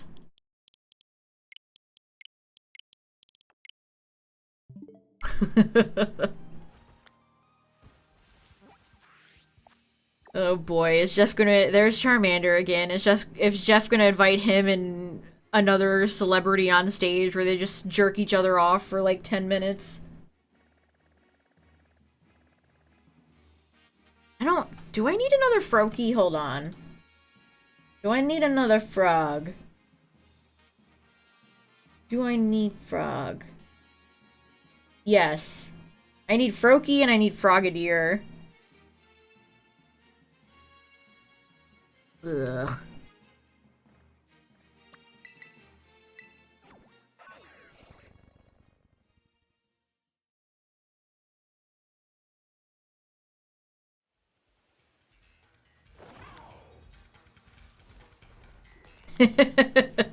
Operatic music plays. Close-up of his CGI celebrity that's in his next blockbuster game.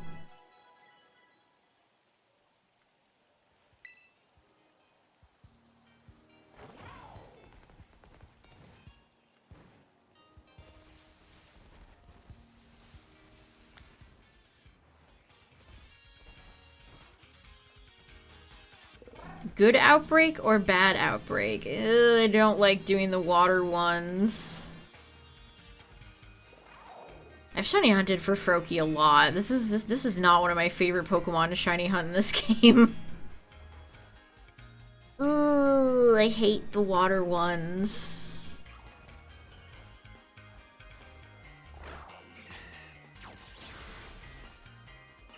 Who is that? Oh, that's Inkay. I'm like, who the frick is out there? It's Inkay.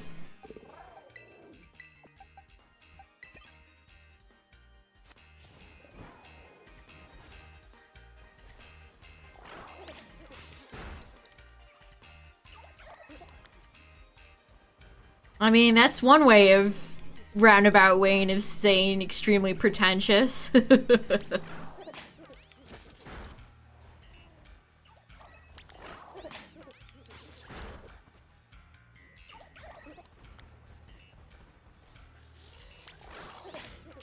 Go away, Executor.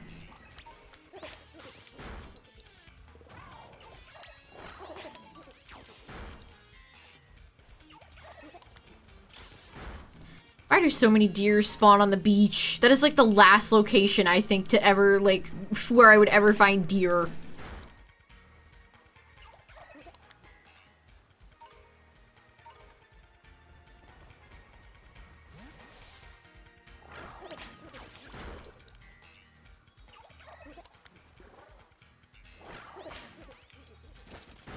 Yeah, definitely more of a...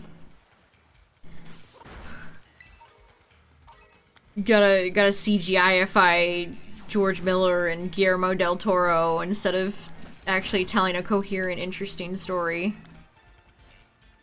I don't know, I just have no interest in any of those games, so... That's just my opinion.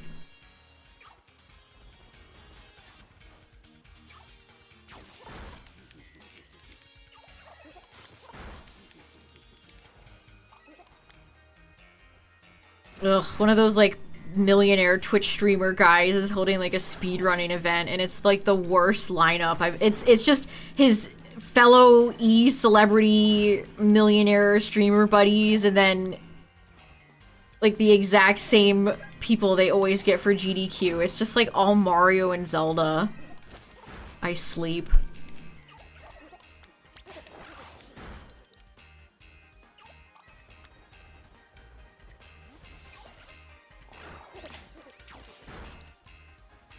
Hey guys, it's Moist Critical, and he's gonna run a funny little joke speed game.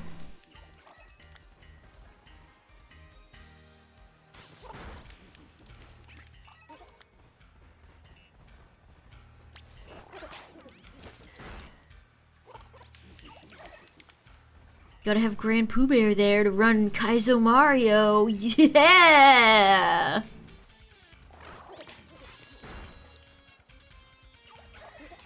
I have to complain about my speedrunning takes because nobody cares, chat. I have to yell into the void.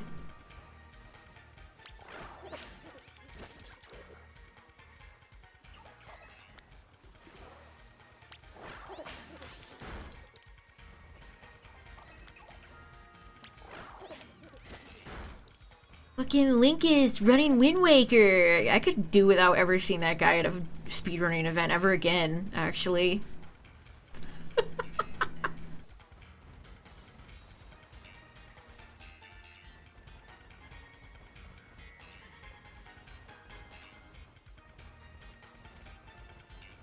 Gotta see my speedruns of Mario and Zelda and like nothing else.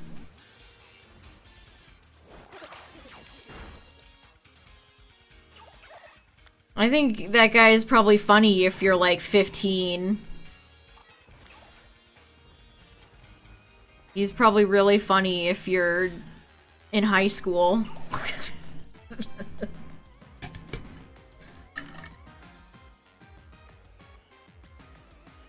Yeah, Justin. I agree.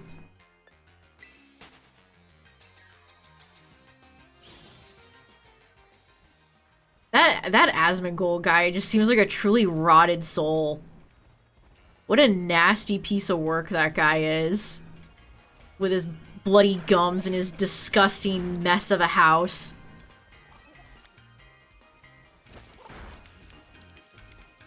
Vile. A lot of those people are just absolutely vile.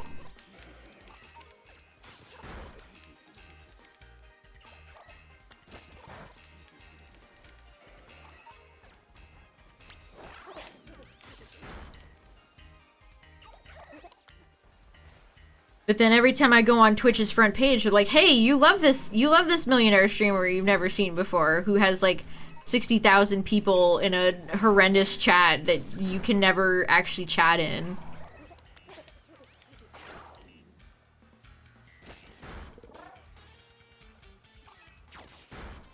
Oh, wait, is that a real quote? Jesus Christ, no.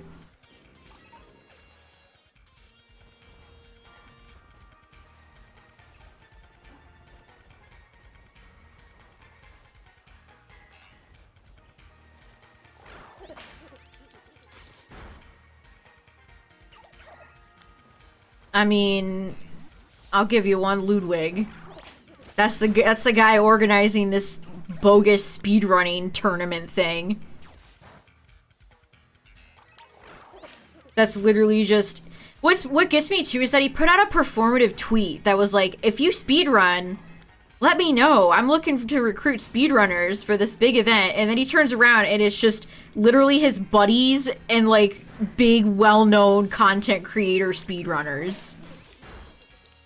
So this guy put out this performative tweet where a lot of people were pouring like, I speedrun this.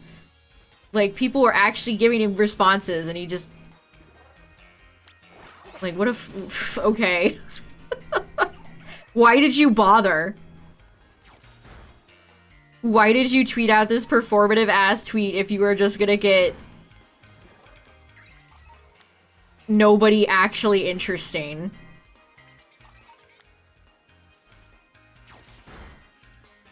Fear Factory? Man, I haven't thought about Fear Factory in so long.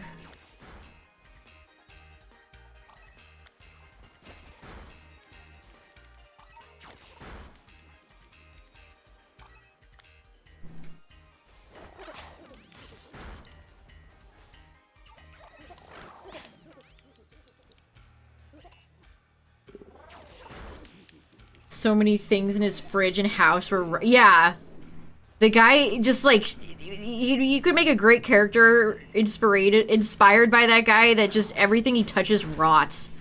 Guy probably lives in the Resident Evil 7 house with, all the, like, the rotted bug lady.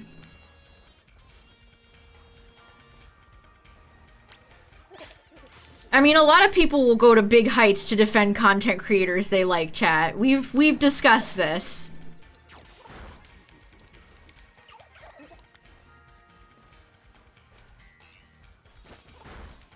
No matter what no matter how severe the crime. Some people will lay down on the tracks for their favorite parasocial content creator.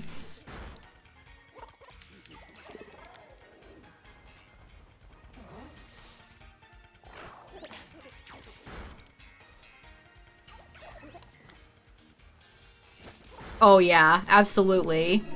You absolutely are.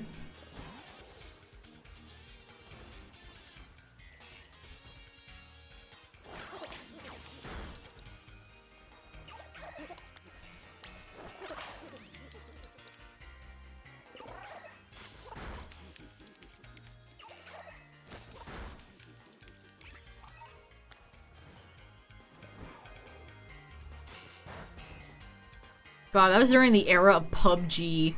Remember PUBG?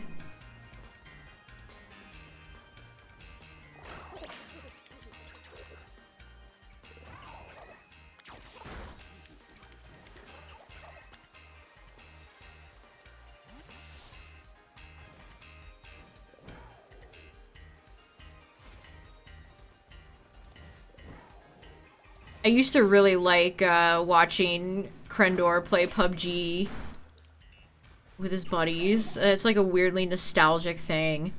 Yeah, PUBG is Fortnite before yeah. Pretty much.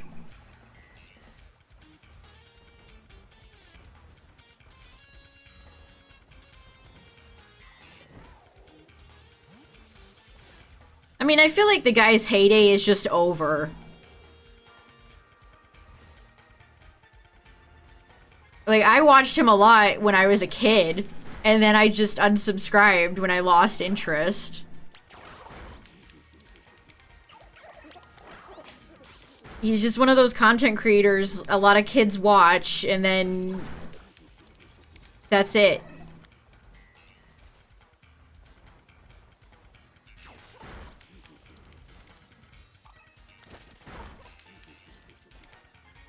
Is that Finny? No, I thought that Finneon was shiny for a second. Oh god, if you want a wretched hive of scum and villainy, look at all the Minecraft YouTubers. Complete and utter filth all the way down. Always has been, too. Which is what's crazy. Minecraft YouTubers have always been like that.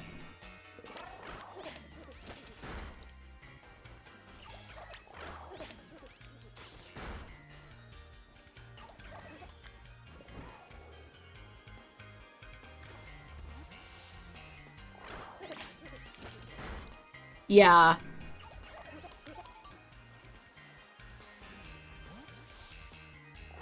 What a sad, empty life that is. Oh, we're good. Being a grifter.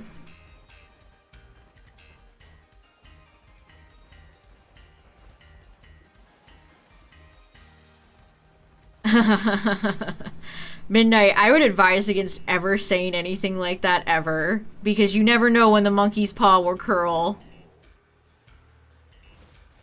You never know. You don't know these people. My insert super wholesome Nintendo YouTuber would never do something like this. Oh no. Oh no.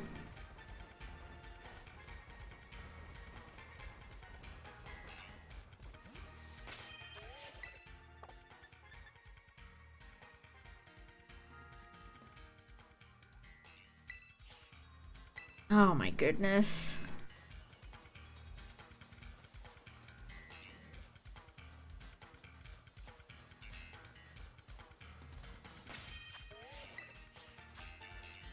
What is the Yogs cast up to these days? They're the only Minecraft YouTubers I like kind of remember.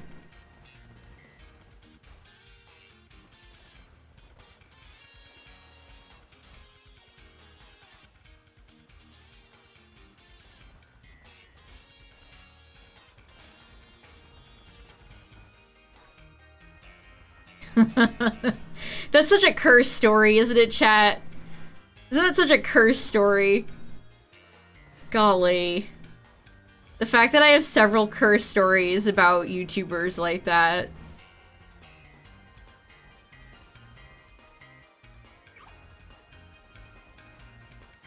Like the time I won a Yeti plush from watching Gerard the Completionist, that aged like milk. Just, crazy stuff right there.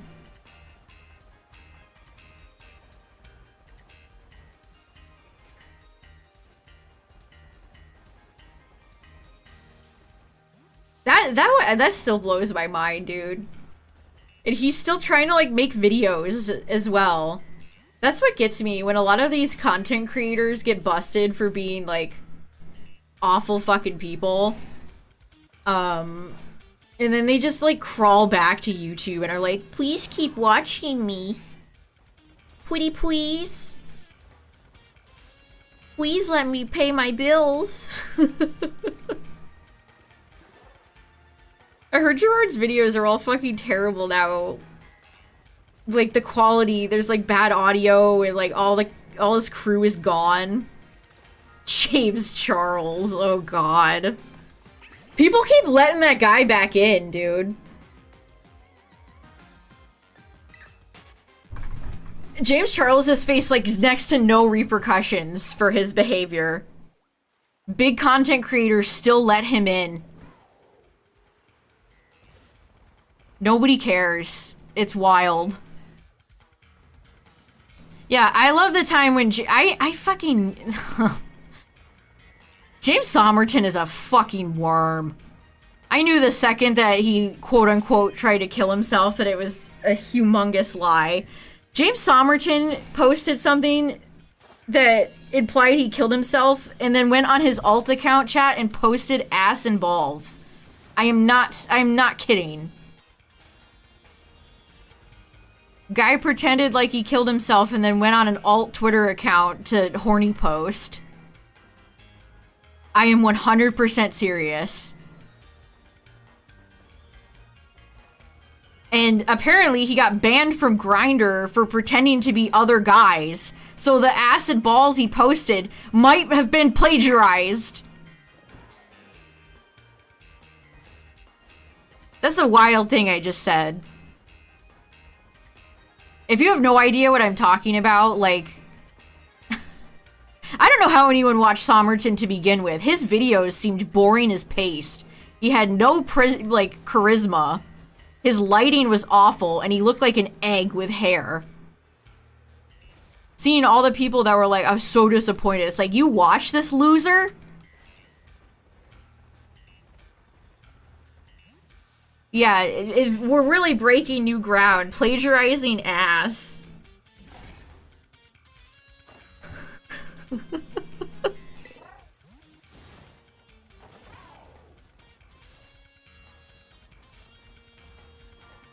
And you know he did that to make H-Bomb look like it just what a terrible, like, awful person.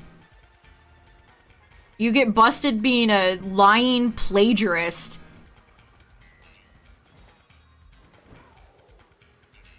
Just truly awful. And he had people discovered his alt accounts because he made like an AI generated anime boy version of himself, and he still had the haircut.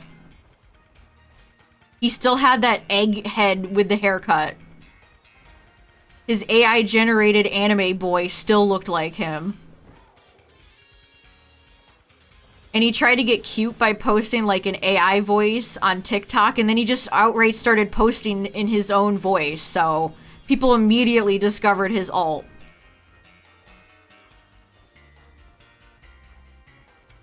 So not only are these guys, like, awful, they're stupid as hell. And they can't ever just bow out. They have to just keep coming back and embarrassing themselves over and over again. Yeah, he tried to do the memory issue, too. He tried to say, like, he got hit on the head as a child, and that's why he plagiarizes. Yeah. Yep. Oh, hey guys, I know I plagiarized every video essay I ever made, but that's because I got hit on the head as a child. Like, also, he had a co-writer, and his co-writer, I'm gonna give the co-writer the benefit of the doubt, and maybe he knew, I don't know, but on his alt account, so he was responding to, like, accounts calling him out, defending himself on his alt, and in one of the tweets, he absolutely threw his co-writer under the bus. He said it was his co-writer who's, like, asexual and hates gays. Like, what a slimy person. Throwing his former friend and co-writer under the bus to try to defend himself on an alt on Twitter. Like, I can't comprehend being that morally bankrupt. It was the evil co-writer. Like, what? Where do these people grow from? Where do they come from?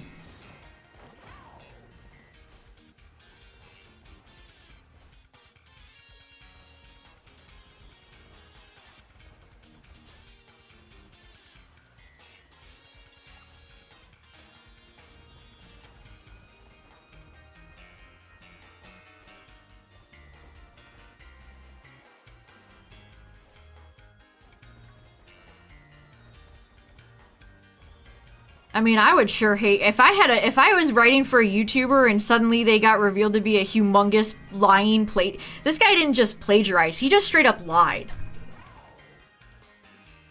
About a lot of sensitive topics, too.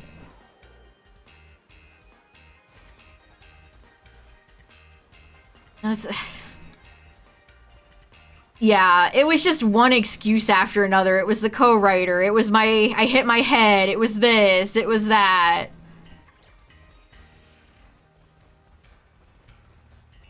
Yeah, no, that's another thing. None of these YouTubers can give a genuine apology to save their lives. Like, I know it's a meme with the ukulele, but, like, they're all like that. Gerard's apology was embarrassing. Chugga Conroy's, like, second apology, he, like, talked about how his mother... like, it was so weird. None of these people are normal. Gerard's was weirdly angry for some reason, which was not the approach to take in that situation. Just very weird.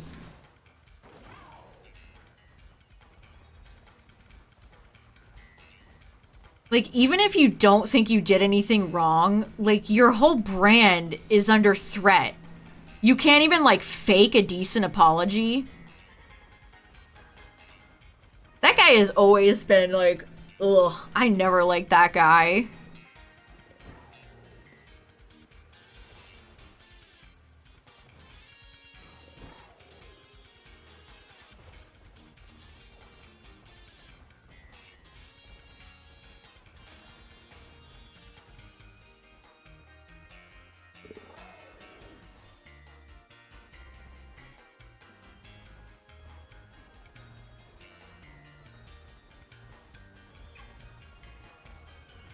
Yeah, it's just like excuses, excuses, excuses, excuses. It's just I'm sorry. It's just a long-winded way of saying that they're sorry they got caught, chat. They don't actually care. They're just sad that their paycheck is being threatened.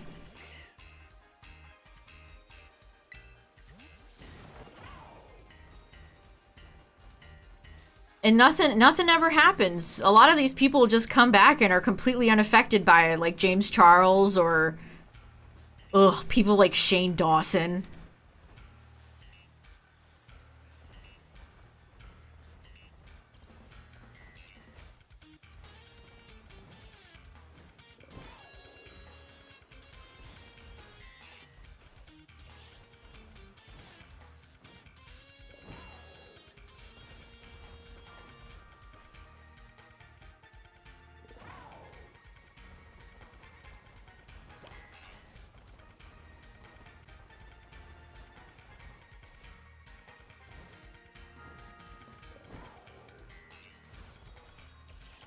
A lot of the times too, it's like, how do you even get into this situation? Like, the Gerard stuff is still so weird to me. How did you let this happen? Like, how could you do this to people giving you money for your for research of your dead mother? Like, what is wrong? Like, just insane behavior. I decided to forgive myself.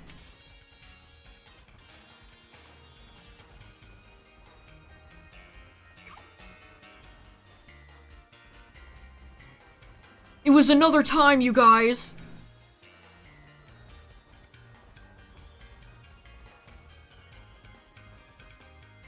It was another time.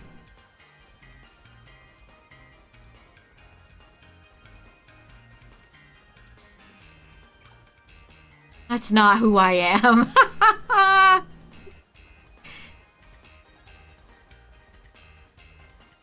I know I'm guilty as hell, but it's not who I am, I promise.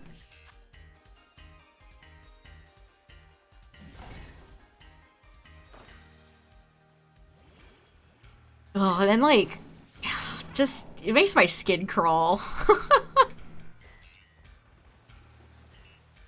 It just makes my skin crawl.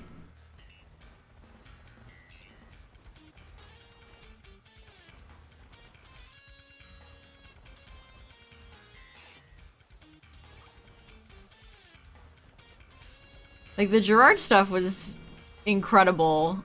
Mostly because of how weird the whole controversy was. But the stuff like the Chugga Conroy stuff, that got, like, exhausting and sad very quickly. It's like, I don't need to know this much about these people, you know? We should all know less about each other. He'll come back. His stands were, like, he'll come back and he'll be fine, I'm sure. Somerton is done. He can never come back. Somerton can try to hide behind alts all he wants. It's over. It's well and truly over for him.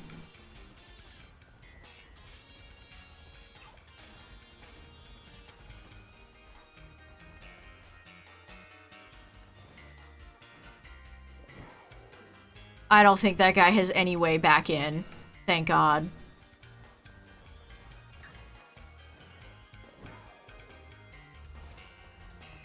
It's like Illuminati. She's never coming back from this. In fact, I think she's done. I don't think she's even posting to YouTube anymore.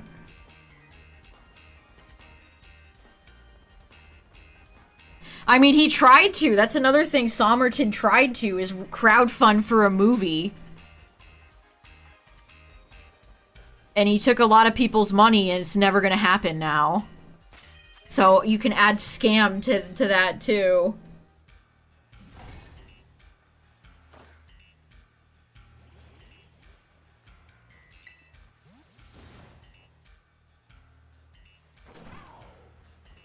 I don't know, at the end of the day, you were still texting a minor inappropriate things, like, gross. No thanks.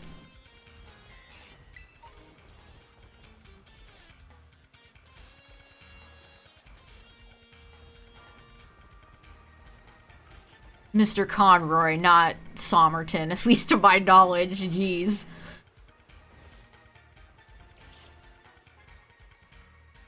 Yeah, he just took the money, yeah.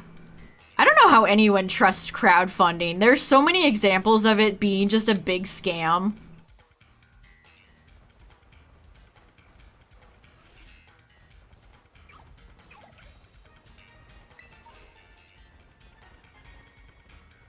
Yeah, the Lady Emily stuff was just the tip of the iceberg before a whole mountain of other stuff came out.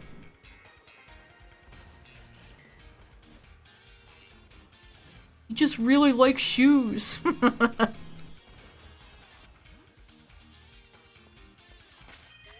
Developers bought a mansion. SMH, dude.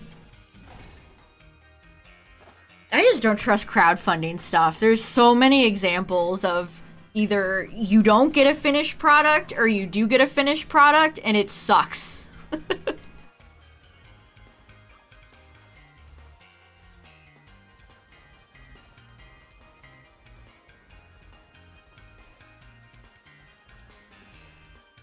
Oh God, no, Justin. No. No. That clip of him talking about Rosa's shoes for Black and White 2 sent me. I can't. Oh no. Oh no.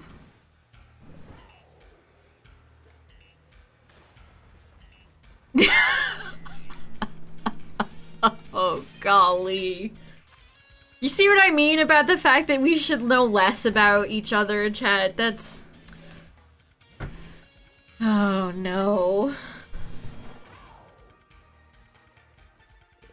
Stinky, you've got it all.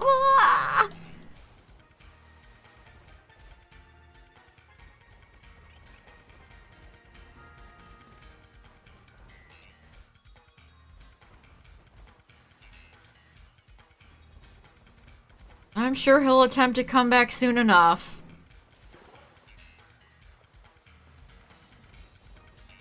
All his ex-buddies immediately followed him back.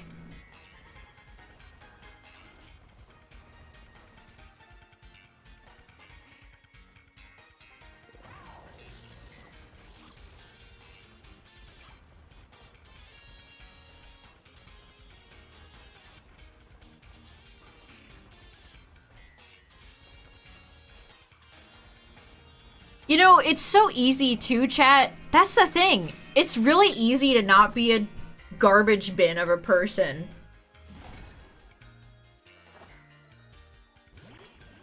It's really easy to treat people with respect and not steal charity money and not text minors and not do any of that. It's actually pretty easy. And yet... And yet...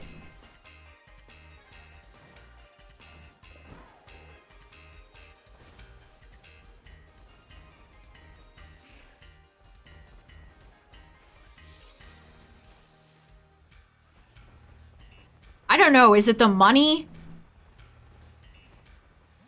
A lot of these people came from money. Like, I'm pretty sure Gerard's family was always wealthy. What would compel somebody to just hoard hundreds of thousands of dollars and never donate them to charity?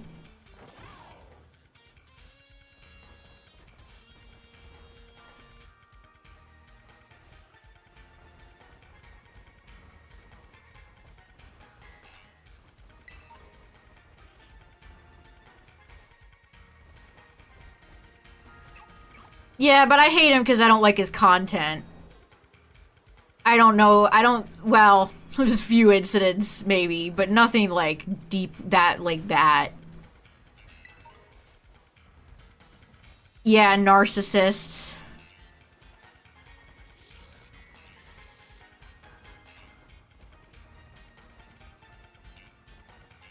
The subway guy, are you talking about Jared?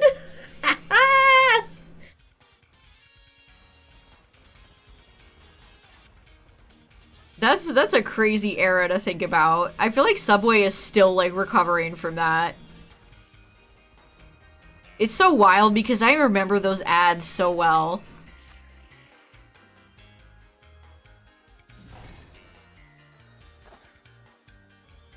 Ugh.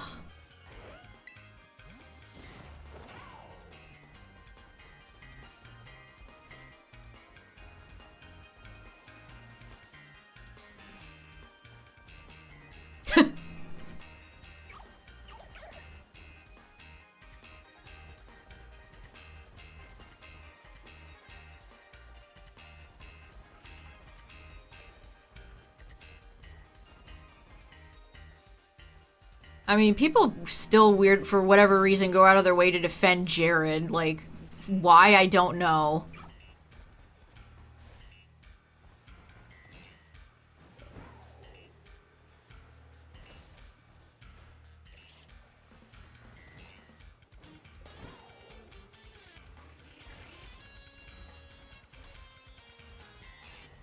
Yeah, it's like all the, like, that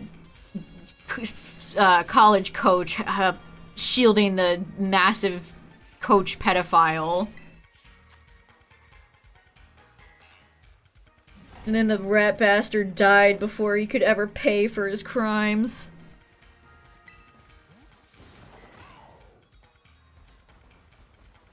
He's just an old guy. He didn't know.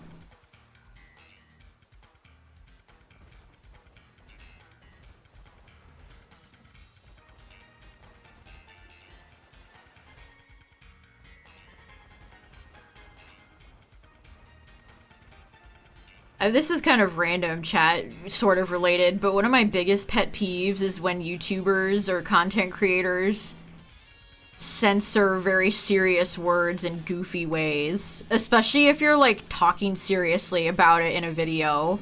Like, are you 5 years old? And they'll be like, it's for YouTube doesn't demonetize me. It's like, so don't say it in, like, the first 30 seconds. Yeah, grape PDF file. Like, you're grown-ass adults. This is fucking embarrassing. Unalive, yeah. Unalive might be the biggest one I've seen. They like whisper suicide. Like it's Voldemort's name. Like, okay. I hate that shit. Especially, again, especially if you're doing, like, a serious topic video, like, you're doing a disservice. Not the evil word sex.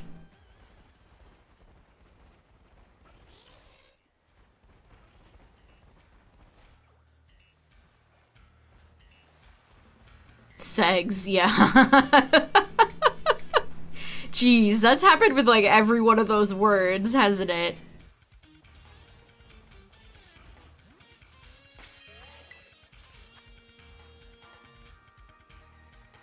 Yeah, it's TikTok. A lot of that comes from TikTok. People always blame YouTube for demonetizing, but I don't even know if that's still that bad anymore.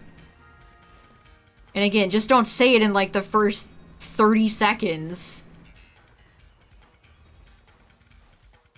Or at least like flash the full word. I don't know, like it's just very silly. I feel like you're directly undermining the severity when you call things like that unaliving.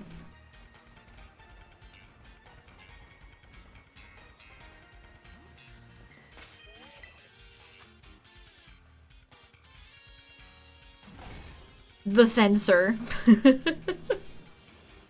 Yeah, they won't. They censor the silly word. Like, what are we even talking about anymore?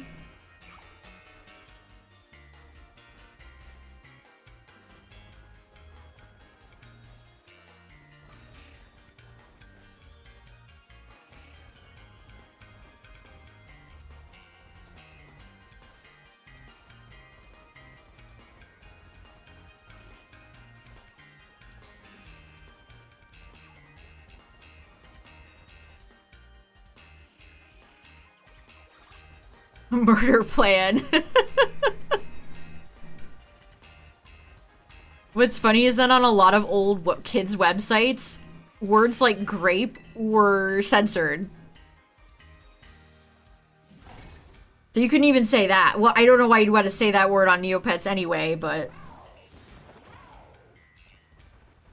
Yeah, it just desensitizes it? I don't even know how to describe it. It almost makes like a mockery of it.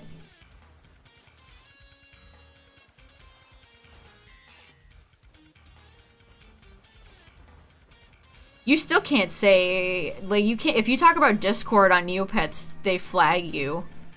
Neopets still has very strict censoring for stuff like that.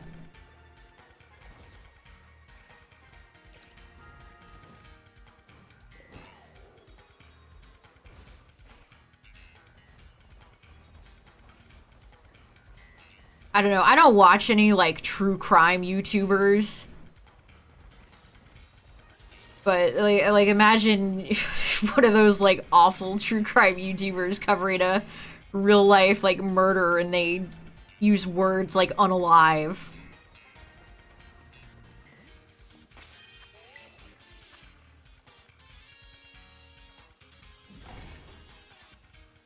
What are we doing here?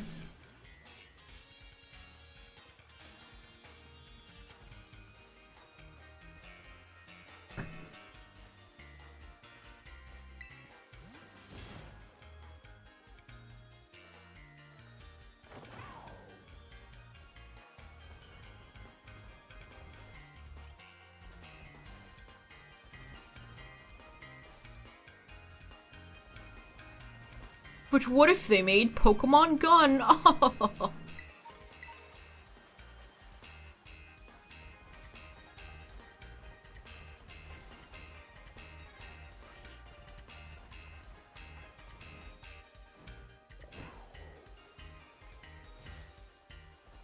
Yeah, you gotta love how backwards stuff like that is.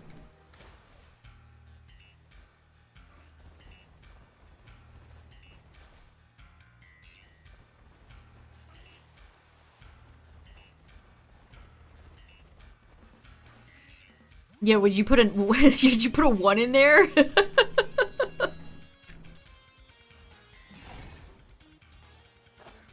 Like it's an everyday household item. What are we doing here? Pointy stick. The sharp object.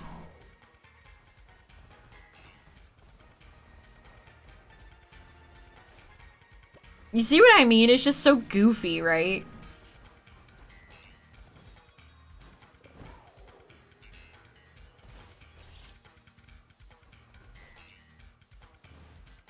Yeah, I feel like back in the day, bleeping swears was super common on YouTube and it's kind of tapered off.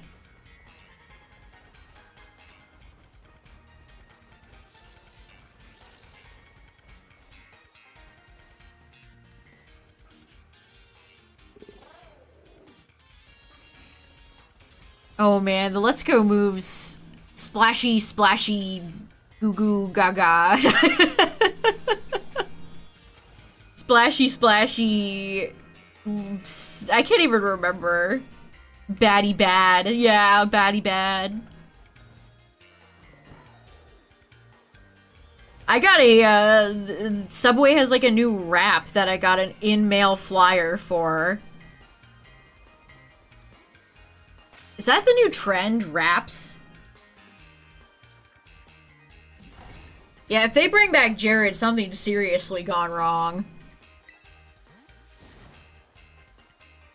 Not the baddie bad. Anything but the baddie bad.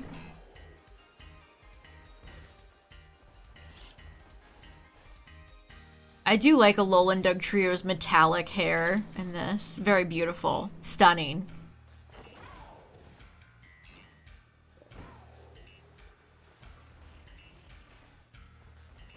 Maybe they don't feed him a lot in his cell.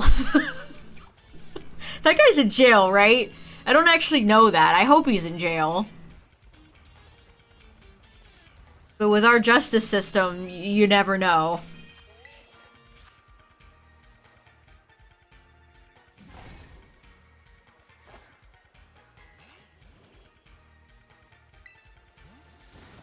He's still in jail? Okay, good to know. Gastric bypass. I always assume that's what he did do. I mean, if it was nowadays, he would be taking, what's that drug called? Ozempic? That, like, all the celebrities are taking? That's what he would be taking now. Isn't that, like, a drug for diabetics, and actual diabetics can't get it because it's being bought up by, like, celebrities?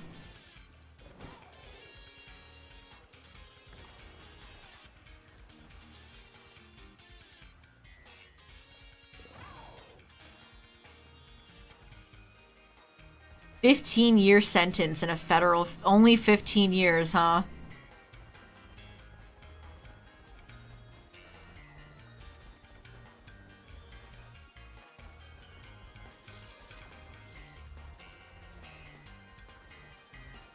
Holy shit, this Blossom is levitating! Oh my god! All hail the mythical, magical, levitating Blossom!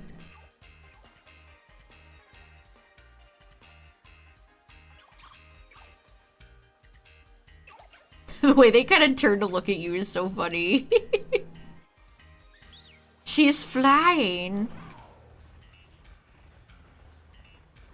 Celebs like Drake. When has that guy ever been, like, overweight enough to take that? That's wild.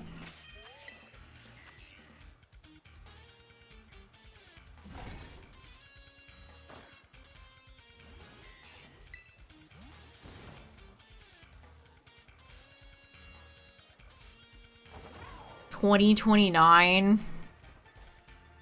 We should bring back the guillotine.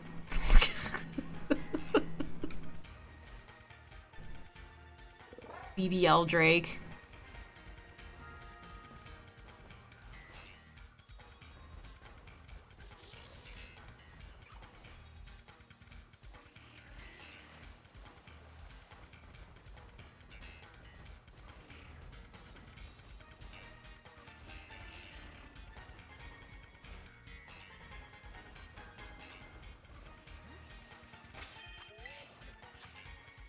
Isn't that like a very serious, like, cosmetic surgery to get? Hasn't that killed a lot of people?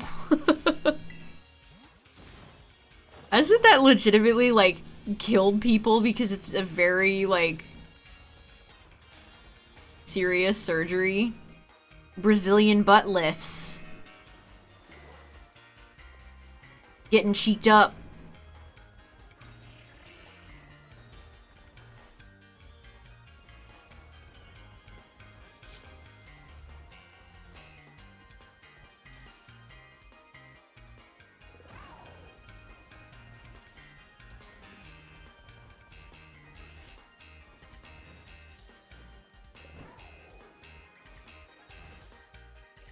Oh, are you talking like done illegally?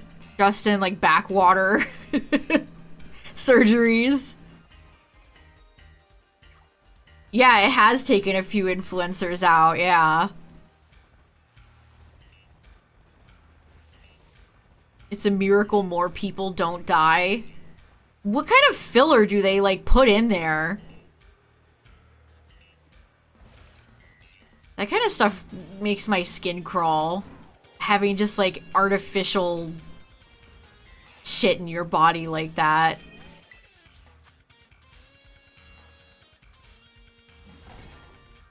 Oh, it's a fat transfer.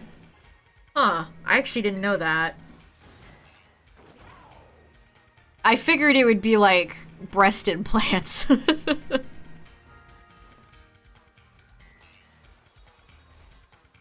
Huh.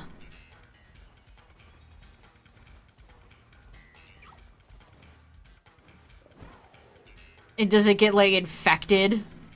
It can get infected and it can kill you. Infections are scary.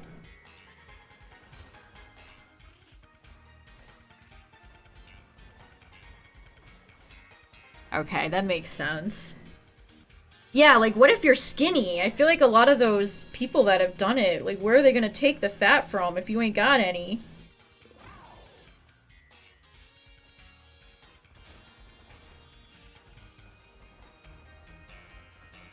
Died on the table, my god. What a...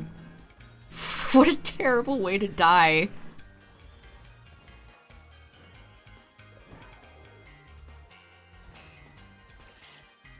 Toxic materials, Sad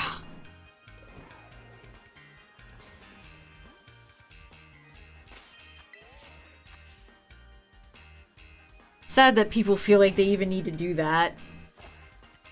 I mean, I don't judge. At the end of the day, do whatever you want to your body, but... doing something that could, like, kill you just for an aesthetic thing. The surgeon used cement. Filled with a lot of cement. If she went swimming, she would just sink. Like a cinder block. Good lord.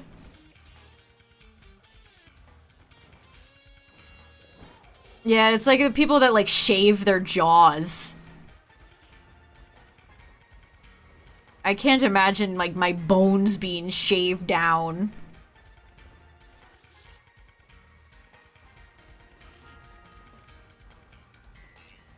I mean, that can even happen for things like getting your lashes or your nails done.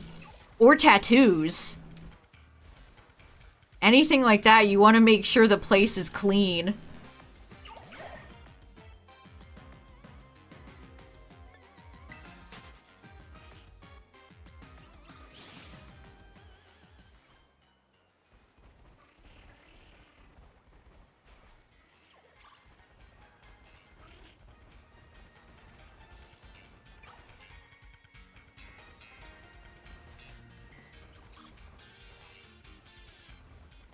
Yeah, there's been a lot of really pretty Hollywood actresses that have just morphed their faces to where they just look unrecognizable. Like Megan Fox.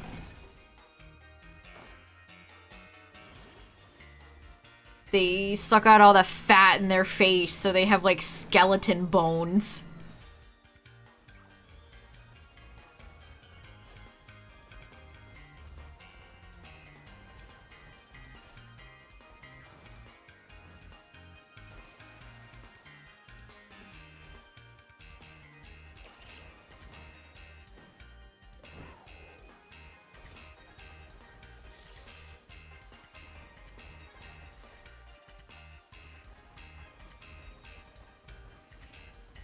Ugh, going to the dentist is such a horrendously unpleasant experience.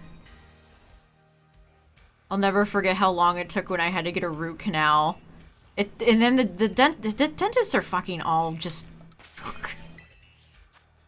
They kept just, like, She kept disappearing, and I was in there. I was in that office for so goddamn long that the lidocaine wore off, and I had to get my gums poked again.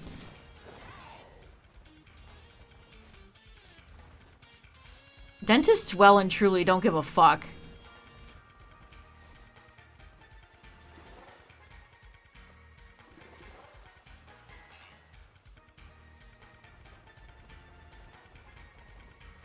And then they'll charge you $100,000 because they were feeling cute that day.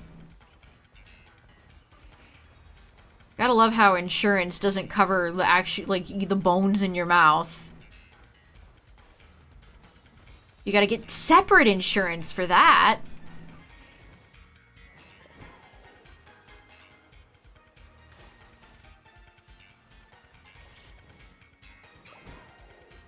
I remember somebody telling me they liked getting the plaque scraped off their teeth, and I was like, ugh. No, thank you. I mean, like, no, plaque is bad, I know, of course, but, like, enjoying the process? I don't know about that. Oh, the x-ray is the worst part. I've had the plastic thing they put in your mouth to take a mouth x-ray cut my gums so many times.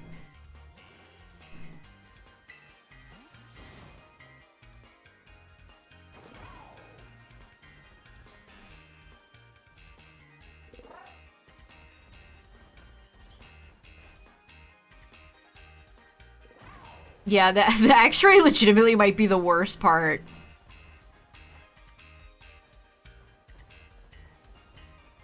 Oh, that sucks, Midnight. Yeah. All my wisdom teeth are growing in sideways, but they've never hurt me in my entire life, so they're still in my mouth. One day I will probably regret that, but for now... I'm good. Wisdom teeth are such a scam, dude. Some people don't grow wisdom teeth. I wonder what it's like to be the chosen one. It's like people who don't get allergies. It's like, what's it like being, like, Superman?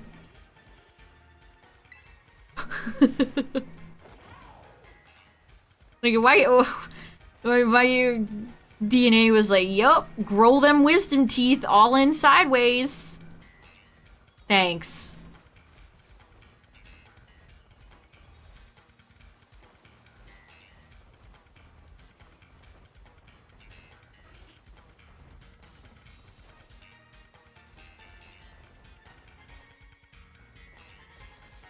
Do you wear glasses, Midnight?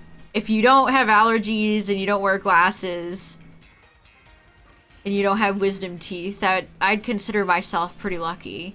I mean, I don't mind wearing glasses now. I hated it when I was a kid, though. I would walk around blind because I was so upset that I didn't want to wear my glasses. I had I had to get glasses in high school. I remember I'll never forget looking at the board and being like, oh no, this is blurry. I can't see. I remember the feeling dawning on me where it's like, oh fuck, I need glasses.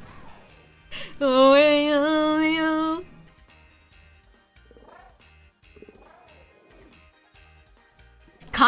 My eyes are so allergy ridden. I feel like I used to wear contacts and I don't anymore.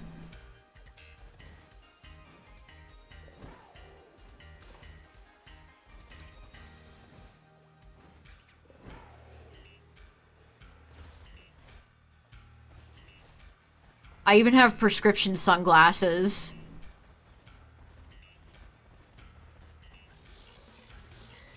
Also, contacts kind of gross me out. I don't like eye stuff. Like, it makes my stomach do, like, a turn. All the squishing and, like, the liquid in your eyes. Blah.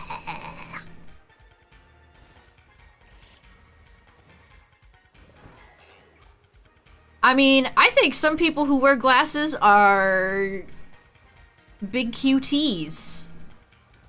As long as you get a frame that like makes your facial features look good, glasses can be super cute on people. You just have to know what shape, which size frames fits your face size the best. Like square glasses on a round face, example.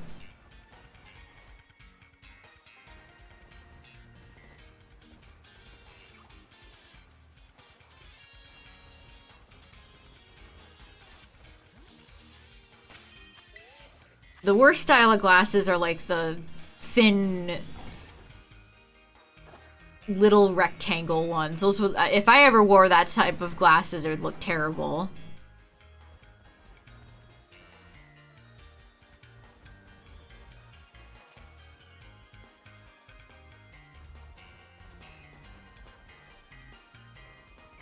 I just ordered 2 new pairs of glasses the other day. Shout out to online stores having glasses for like 20 bucks instead of eye doctor stores that sell them for like 300.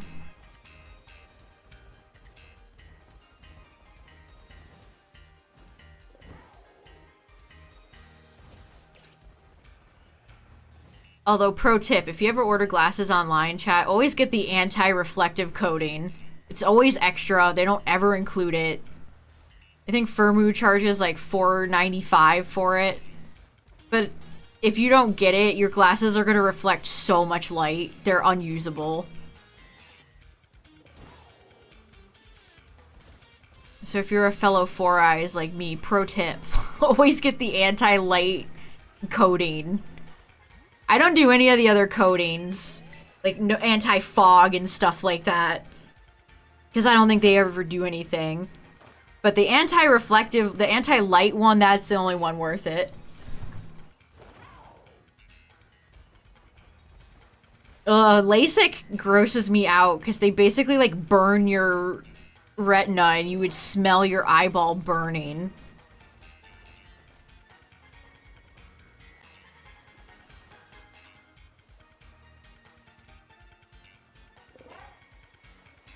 No, not the tummy aches.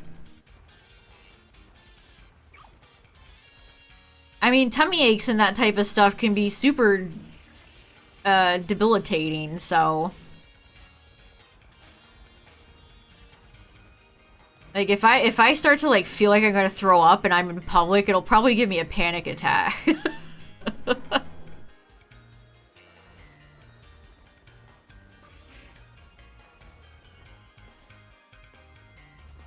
Yeah, sensitive tummies can be like, that shit can suck.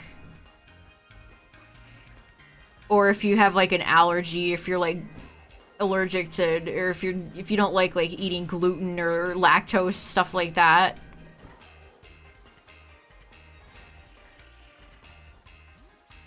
Yeah, some people's vision like regresses. You get the surgery and then it just goes back to how it was. Imagine paying thousands of dollars and then recovering from a surgery like that and your vision just snaps back.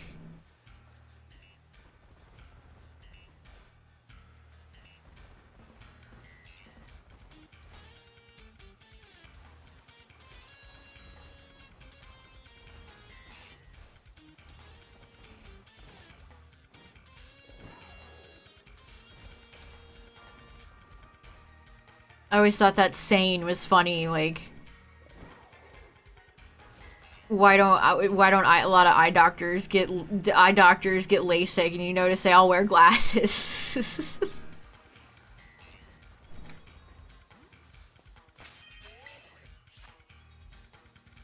Oh, I hate Pepto-Bismol.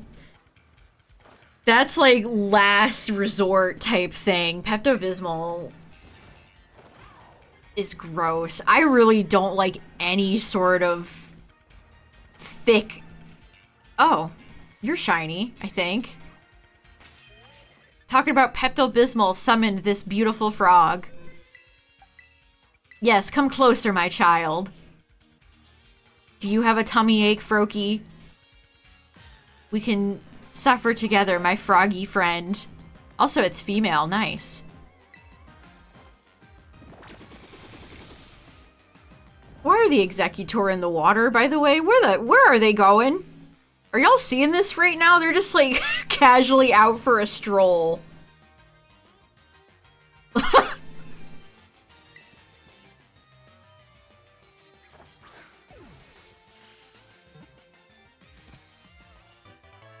There we go.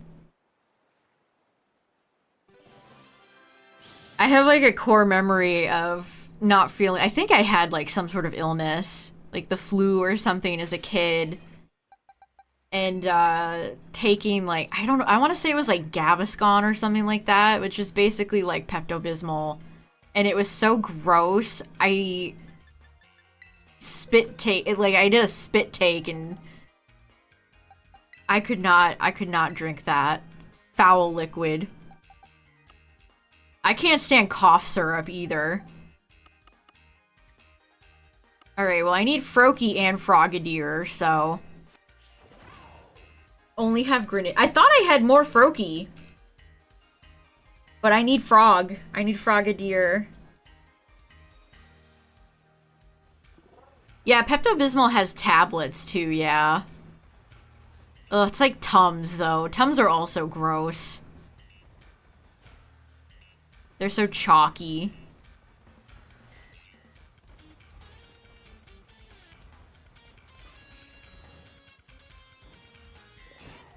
Heartburn is the devil. Like... That really is just one of the worst things ever.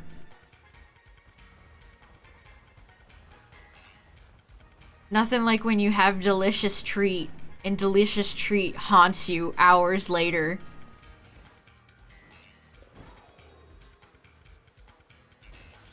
And there's like no good solution. You could get like a surgery, but then you can't like burp or something like that. That'd be so dreadful. You just have to take pills forever.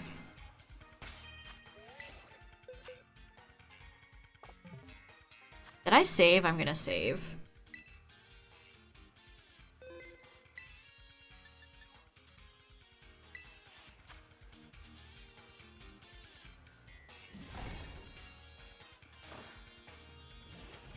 Oh yeah, every time I...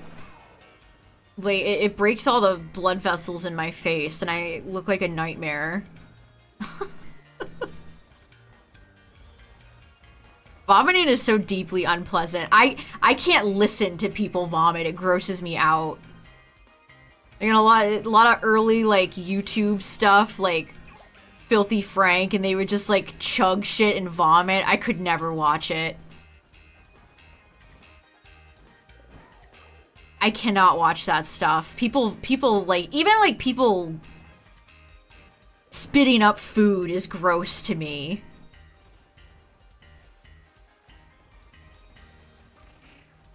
It's my kryptonite. I can't handle it.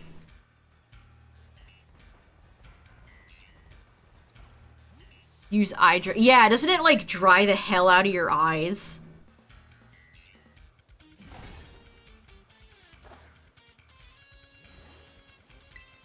Are allergy eye drops bad for your eyes, chat? Everything I take for my allergies is, like, actually horrendously bad for me, I think. I think I might be taking a nasal spray that's addictive, so, you know, that's cool. You're not supposed to use, like, allergy drops.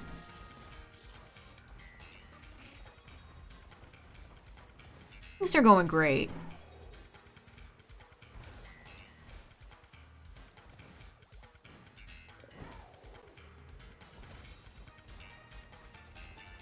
Artificial tears.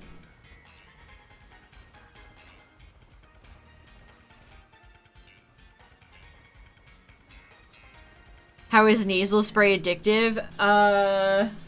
What ingredient is this? Oxymetazoline. I believe because your nose gets used to... So the way this spray works is it, like... It's the cocaine. I'm telling you, those Coca-Colas from, like, the 1940s would have gone hard.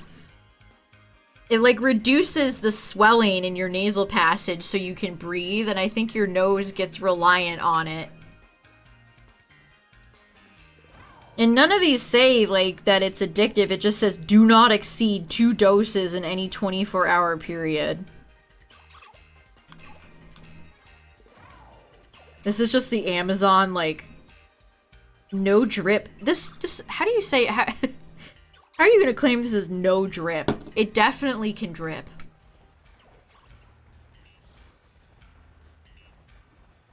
But hey, it works great. That stuff do be working great, though.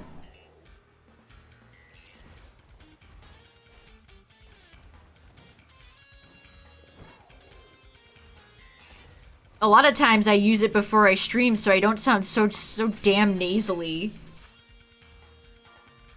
Like, I hate streaming and sounding like... Hello everyone, it's me, Silver. I hate that. But a lot of times I will use it before I stream so I don't sound so horrendous.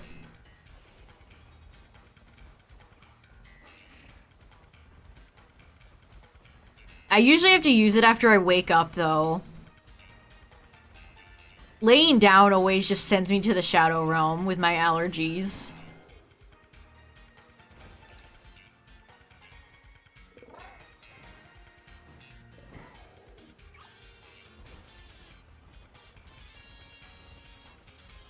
I mean, that can get, laying down can make things like heartburn, GERD worse too. So it's like you just want to go to bed and your body is like,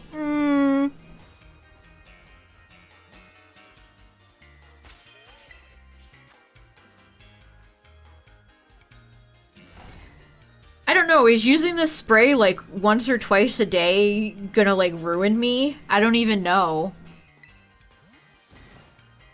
Like, is it fine if I use it once or twice a day? I'm not, like, constantly, like, inhaling it. I feel like I looked this up the other day. There's really not a lot of, like, useful information about it, which I find frustrating. I've been finding that frustrating looking at my tendonitis in my left hand, too. Nothing like when you're looking up something specific and it's, like, I keep having carpal tunnel stuff come up when I look up the tinnitus in my hand. It's like, I don't have carpal tunnel. My tendy hurt. It's not carpal tunnel.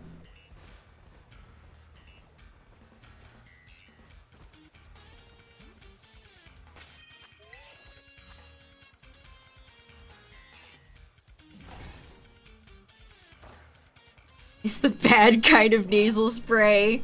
I believe Afrin is oxymetazoline, so it's over for me. I've become addicted to nasal spray. It works so good though. Like, it's so good. I take an allergy pill too, and that doesn't, I feel like that never does anything. William Afrin.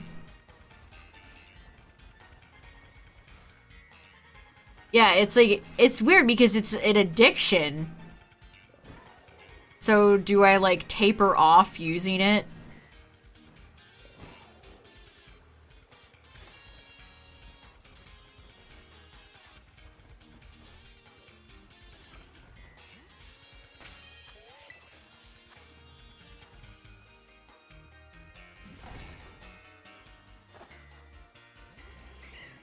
I don't know. I'm like, I'm truly an addict, Chad. I don't want to stop. It works so good. I don't want to stop. It will instantly clear any congestion I have. Is it a steroid? Is that why that happens? Neti pots don't do shit. I have never had success with neti pots. And they're gross. I don't like doing them. That they've never done shit for me. Neti pots have never done shit for me. Also, I'm worried that like I'm gonna shoot some sort of flesh-eating virus into my into my brain.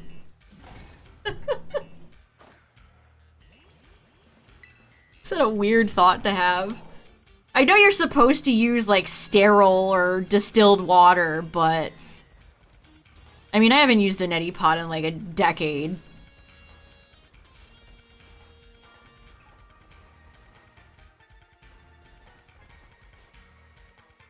Constricting the blood vessels, yeah. It works. It works great. Yeah, I had a kit. It was like a bottle with measurings on it, and it came with like a little packet of salt that you would use. I occasionally have spray bottles that have it. Because it comes pre-distilled. Yeah, saline. My nose is so clear. Batman, please. Let me keep the nasal spray, Bats, please. It works so good, though. That's awesome, too, because I got it when I had a cold many months ago. And I had no idea. I just started using it and it was like, wow, this shit works great. I had no clue that it was addictive. I didn't have a clue. The bottle didn't say anything.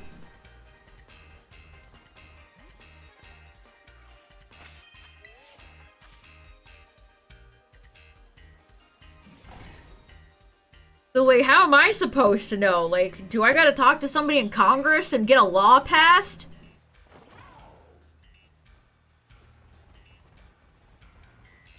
I had no clue. I just kept using it. In fact, the one I got originally was a 6-pack. So I went through all those bottles. I went through every single one of those bottles. Silver's Law. I mean, imagine giving this to, like, your kids. They sell this stuff for kids.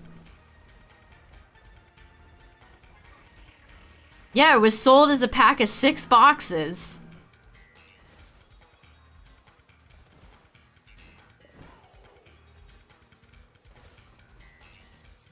I remember when I first used it, too, I was like, wow, this shit really works. Blown away. Whoa.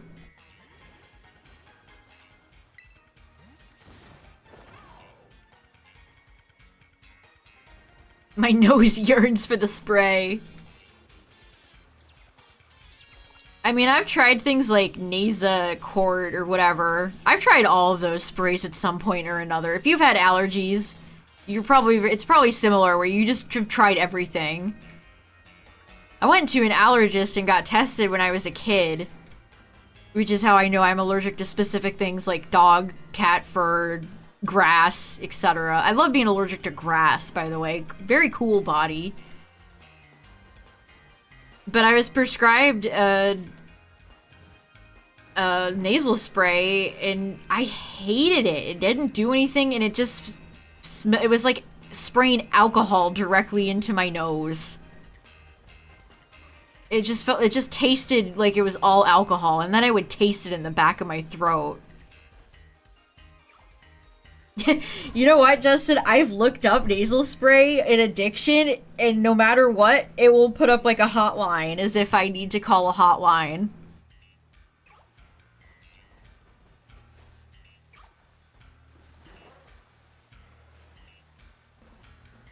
It's like, no, it's not. It's not like that, I swear.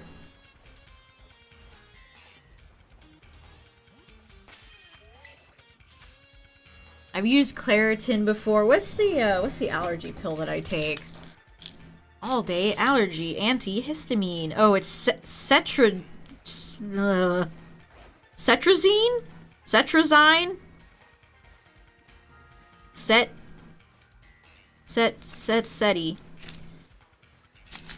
Jeez, this is a year supply I'm holding. 365 tablets. 10 milligrams. Cetrazine. Yes, that one, Justin. That is the one.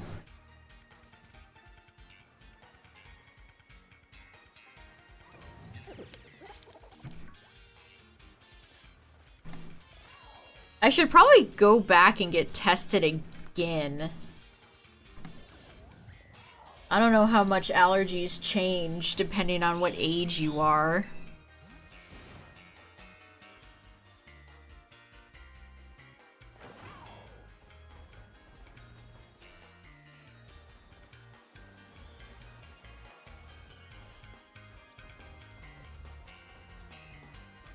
They can change with age. Interesting. I figured that was the case.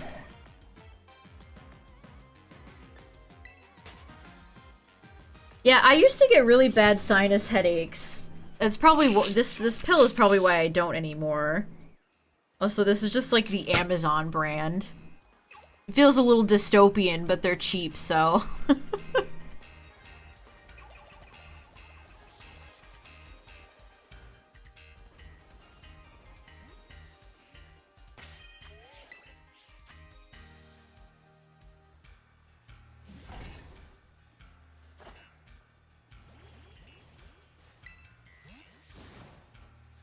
Remark stores? No, what's that? Ugh, I hate these the child proofing on every medication, by the way, chat. There's a child proof lock on this addictive nasal spray, and I just have it loosely laying on the top because twisting it open every time is a nightmare.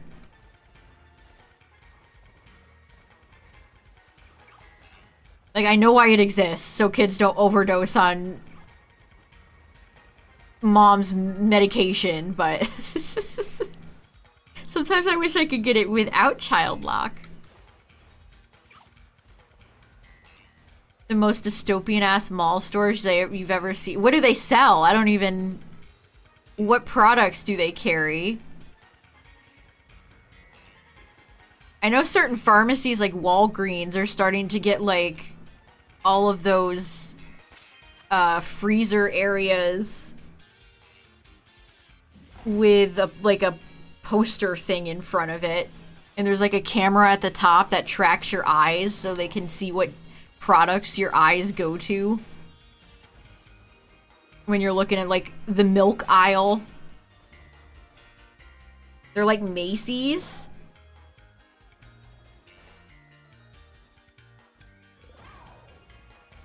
Aldi rules. Big recommend for Aldi, chat. If you ever have an Aldi near you, huge recommend. Big fan.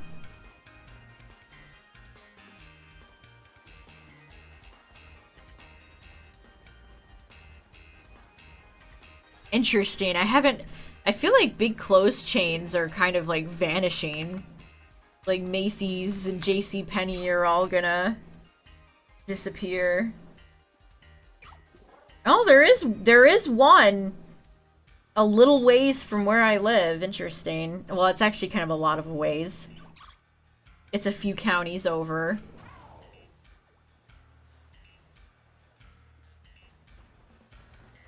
I'm surprised we haven't gotten like Shein making physical storefronts. But that's probably because they just make way more money doing it online. The Sears stands. Rip.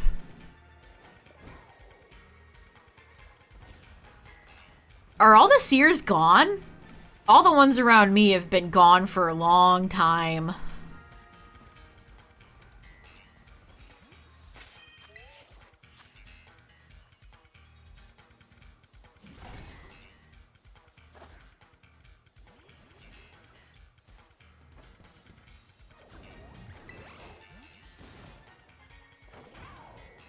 Yeah, Aldi is a really interesting little grocery store.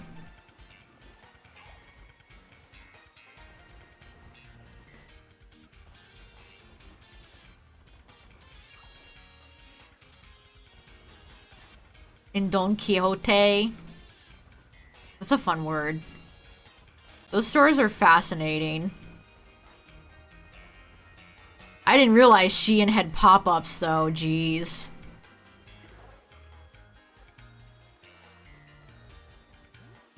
Don Quixote. I almost want to say it with like a Spanish accent. Don Quixote.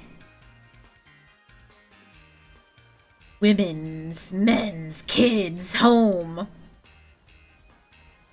I feel like a lot of department stores have started to sell like a lot of home stuff. That's like the big thing a lot of people have moved on to, like decor. Yeah, definitely a boring logo. Doesn't really tell me anything about like the business itself.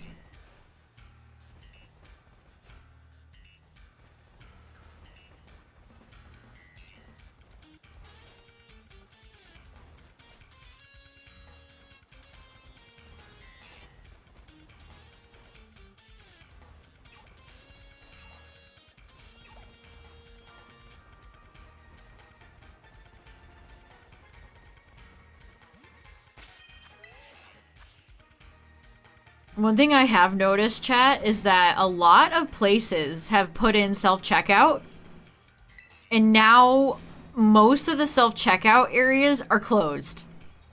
Have any of you guys noticed that too? Like, a whole bunch of like Target and a lot of those types of stores put in a boatload of self-checkout, and then when you actually go there, most of them are like blocked off or not working. Like, what are we doing here, exactly?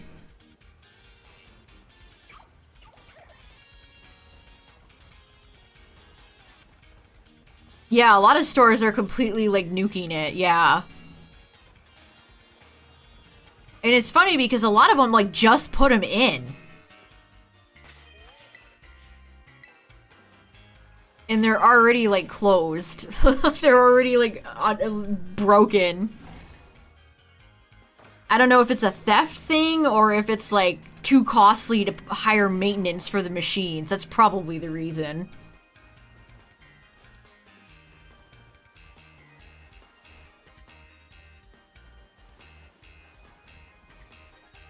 Come on, Froakie, let me be done with you. Just give me one more shiny frog so I can be a happy booper.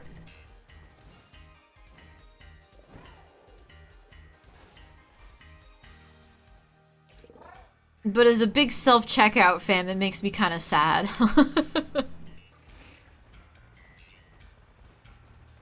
Especially if you have to, like, scan your phone for, like, an app membership or whatever. It's just always easier to do it at self-checkout.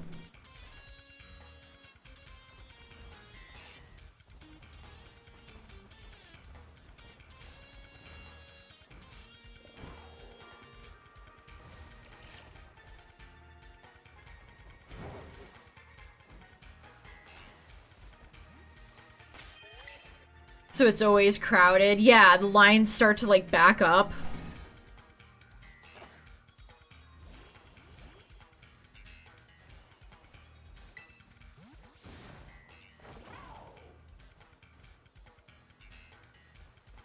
You mean the, Screamtail and Fluttermane stuff? Yeah, I've seen it. Did I talk about the Pokemon Center putting the Soda Pop plushies on the US Pokemon Center? That's pretty cool.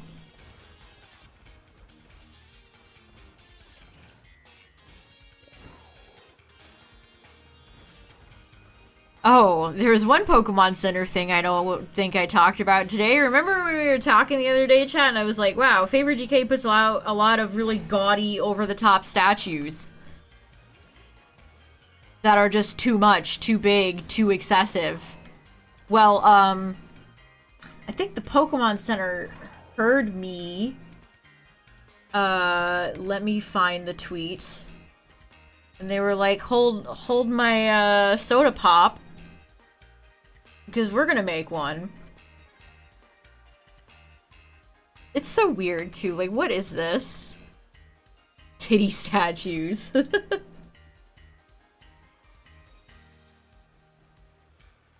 Why would you want this? I don't get it.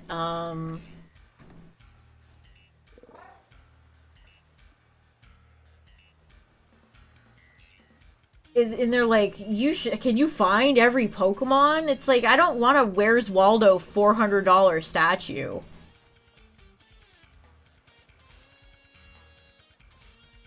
Look at Geodude's duck lips, by the way. Holy shit, Geodude's lips. Speaking of getting work done, Geodude.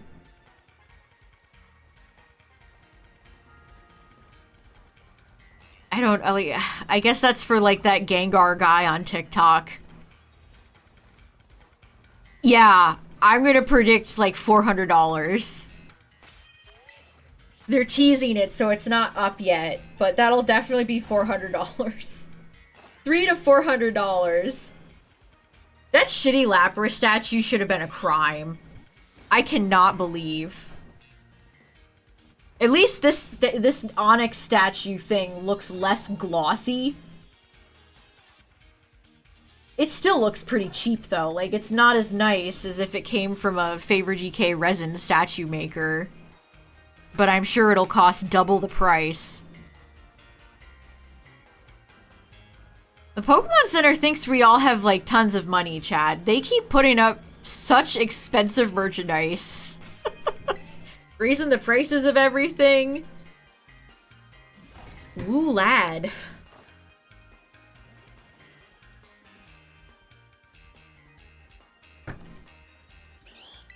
Yeah, Geodude's just opening its mouth like a fish, gulping for air. I mean, at least it has other gen Pokemon on there besides one. It's just so bizarre. Why would anyone need that?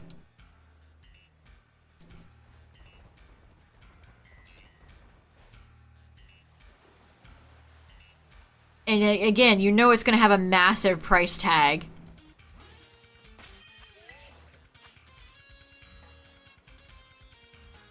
Yeah, it doesn't look like a real diorama.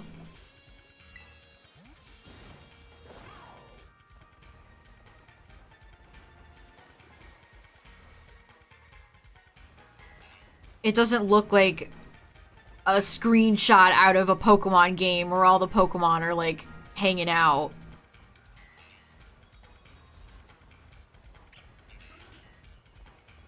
I don't know. Either way, it's gonna be many, many dollars. Many dollars, many dues.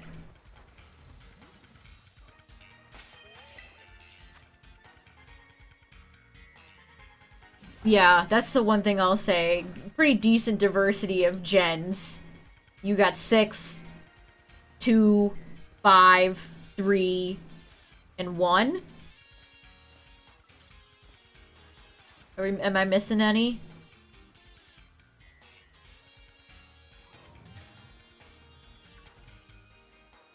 It's not just all Gen 1. That's like the barest minimum. That's like the barest minimum, I feel like. Yeah, it's still kind of, it's not as glossy as that Lapras statue, but I can still tell that the plastic quality that they used is not very high.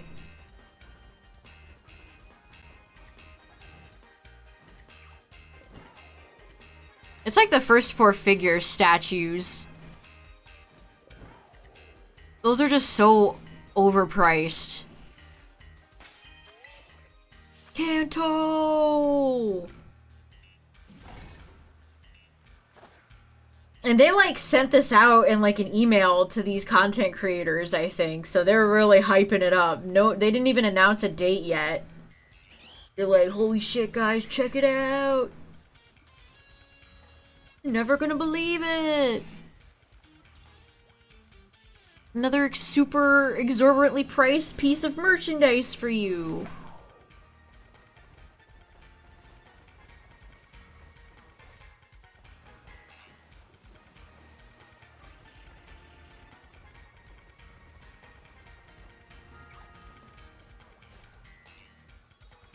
See, I'd rather buy, like, the new Paradox merch stuff, like, some of the practical stuff from that promo, like the Screamtail magnet hanger. Or the Iron Thorns paperweight. That's real merchandise there, right there. Yeah, they've raised the prices of Sitting Cuties so much. By the time they release all the Gen 6 ones, they're gonna be like 20 bucks a piece.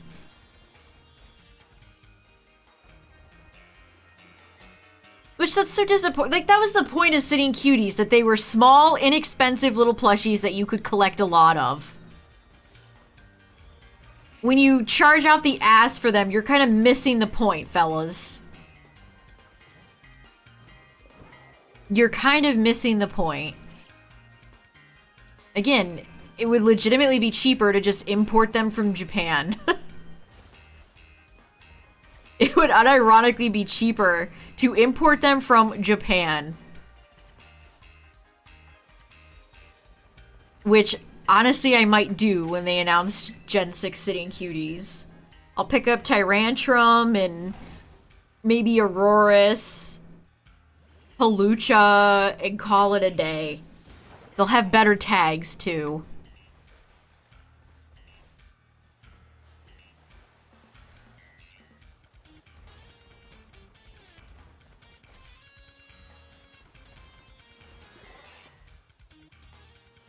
Maybe I'll get Volcanion, because that would be funny. Every time they release a new gen of Sitting Cuties, I like to get at least one weird Pokemon that I wouldn't think of really buying first. Like with Gen 5, I got Druddigon.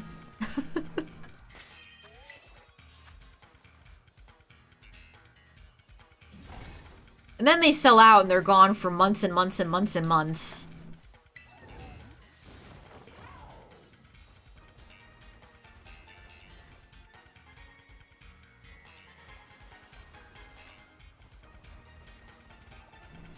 Come on, Froakie. We'll do a few more laps around. The Soda Pop plushies are so cute. I literally just got Pikachu from Japan.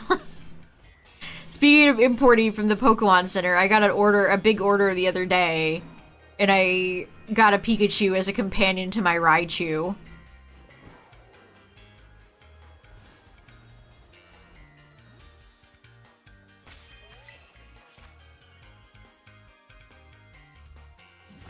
Also, the Japanese Pokemon Center usually has a lot of fun little things going on. Like, with my order I got, they were giving away keychains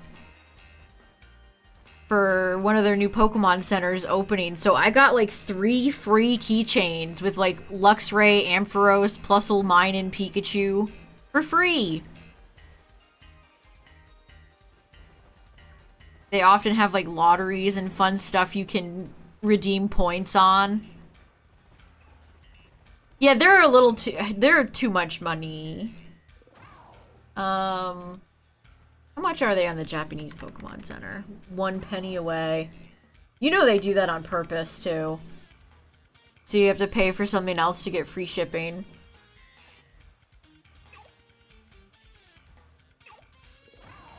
I think they have them on the Japanese Amazon storefront as well. If you put in orders on the JP Amazon.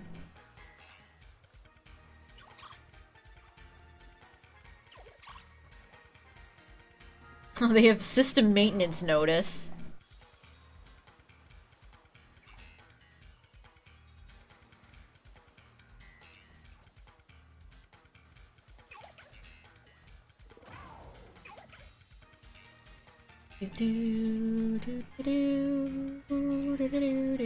Tokyo Bay, that was the Pokemon Center they just opened. Also, the Japanese Pokemon Center has so many, like, gacha things that are fun. So the soda plushies on the Japanese Pokemon Center are 1,760 yen, which is 11 bucks. You see what I mean? It would be 11.24 to buy Jigglypuff's Soda Refresh plush from the Japanese Pokemon Center. Like, you have to pay for shipping, of course. But it will still save you money if you get a bunch of other stuff.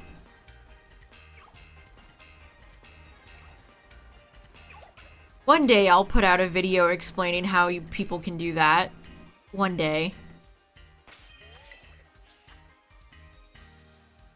Yeah, the thing you want to watch out for when you import stuff from overseas are heavy things or bulky. Like, they have a lot of really cute umbrellas on the Japanese Pokemon Center. They have a really, it's Tatsugiri. It's like a clear umbrella. It's super cute. But I have a feeling that would be an awkward thing to ship, so I've never gotten one. Hell, you could buy a Wiglet handle for your umbrella. They sell a Wiglet-themed handle for your umbrella. Because they love carrying umbrellas over there.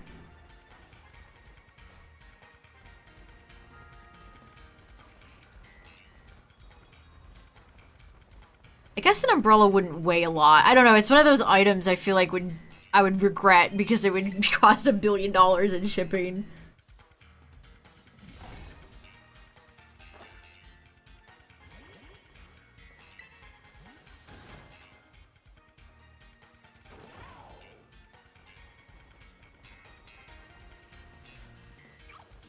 And I feel like it's fair to be wary of a lot of those services that ship stuff from Japan to you because they'll gouge you in shipping.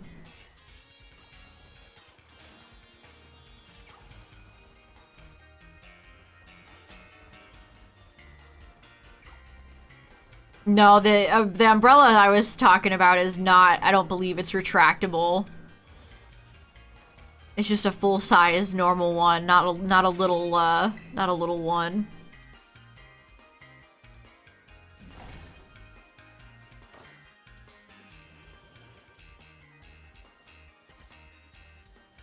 Also, browsing the Japanese Pokemon Center is always really fun because you see things like Clodsire being called by its Japanese name, which is just Do.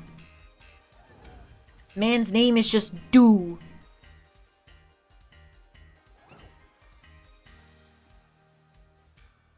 They sell out of stuff a lot, though. I've been waiting for them to restock their Trapinch stapler. Any luck? I've gotten one frog. I've gotten a bird, a monkey, and a frog.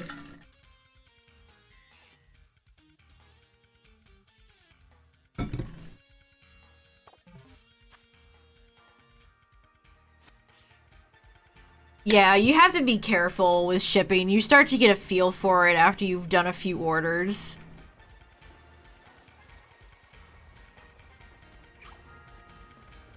Like, I don't think I would want to order the Iron Thorns paperweight. That would probably be heavy.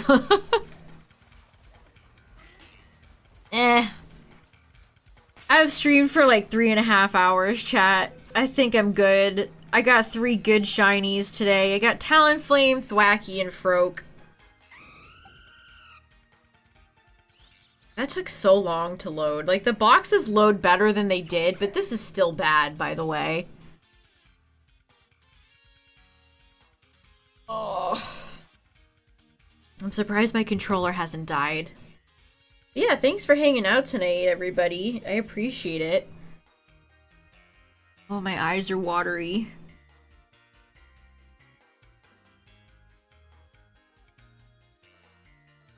Start drawing Porygon 3. Porygon 3! The sequel to Porygon 2. But yeah, thanks for being chill, chat. I love hanging out and just, like, talking. It's fun. And I got some shinies. We went on some rants. We had some laughs. Man, I actually like, cannot see right now. My eyes. So unless the allergies get me, I'll probably stream this again tomorrow. We're gonna end the bid war this weekend. Maybe another Darkrai stream. I don't know. We'll see. But yeah, thanks for hanging out, everybody. Thanks for all the follows. Thanks. Shout out to the YouTube chat. Appreciate y'all. And yeah, I'm gonna go ponder my life. I don't know. My brain is mush. Good night, everybody.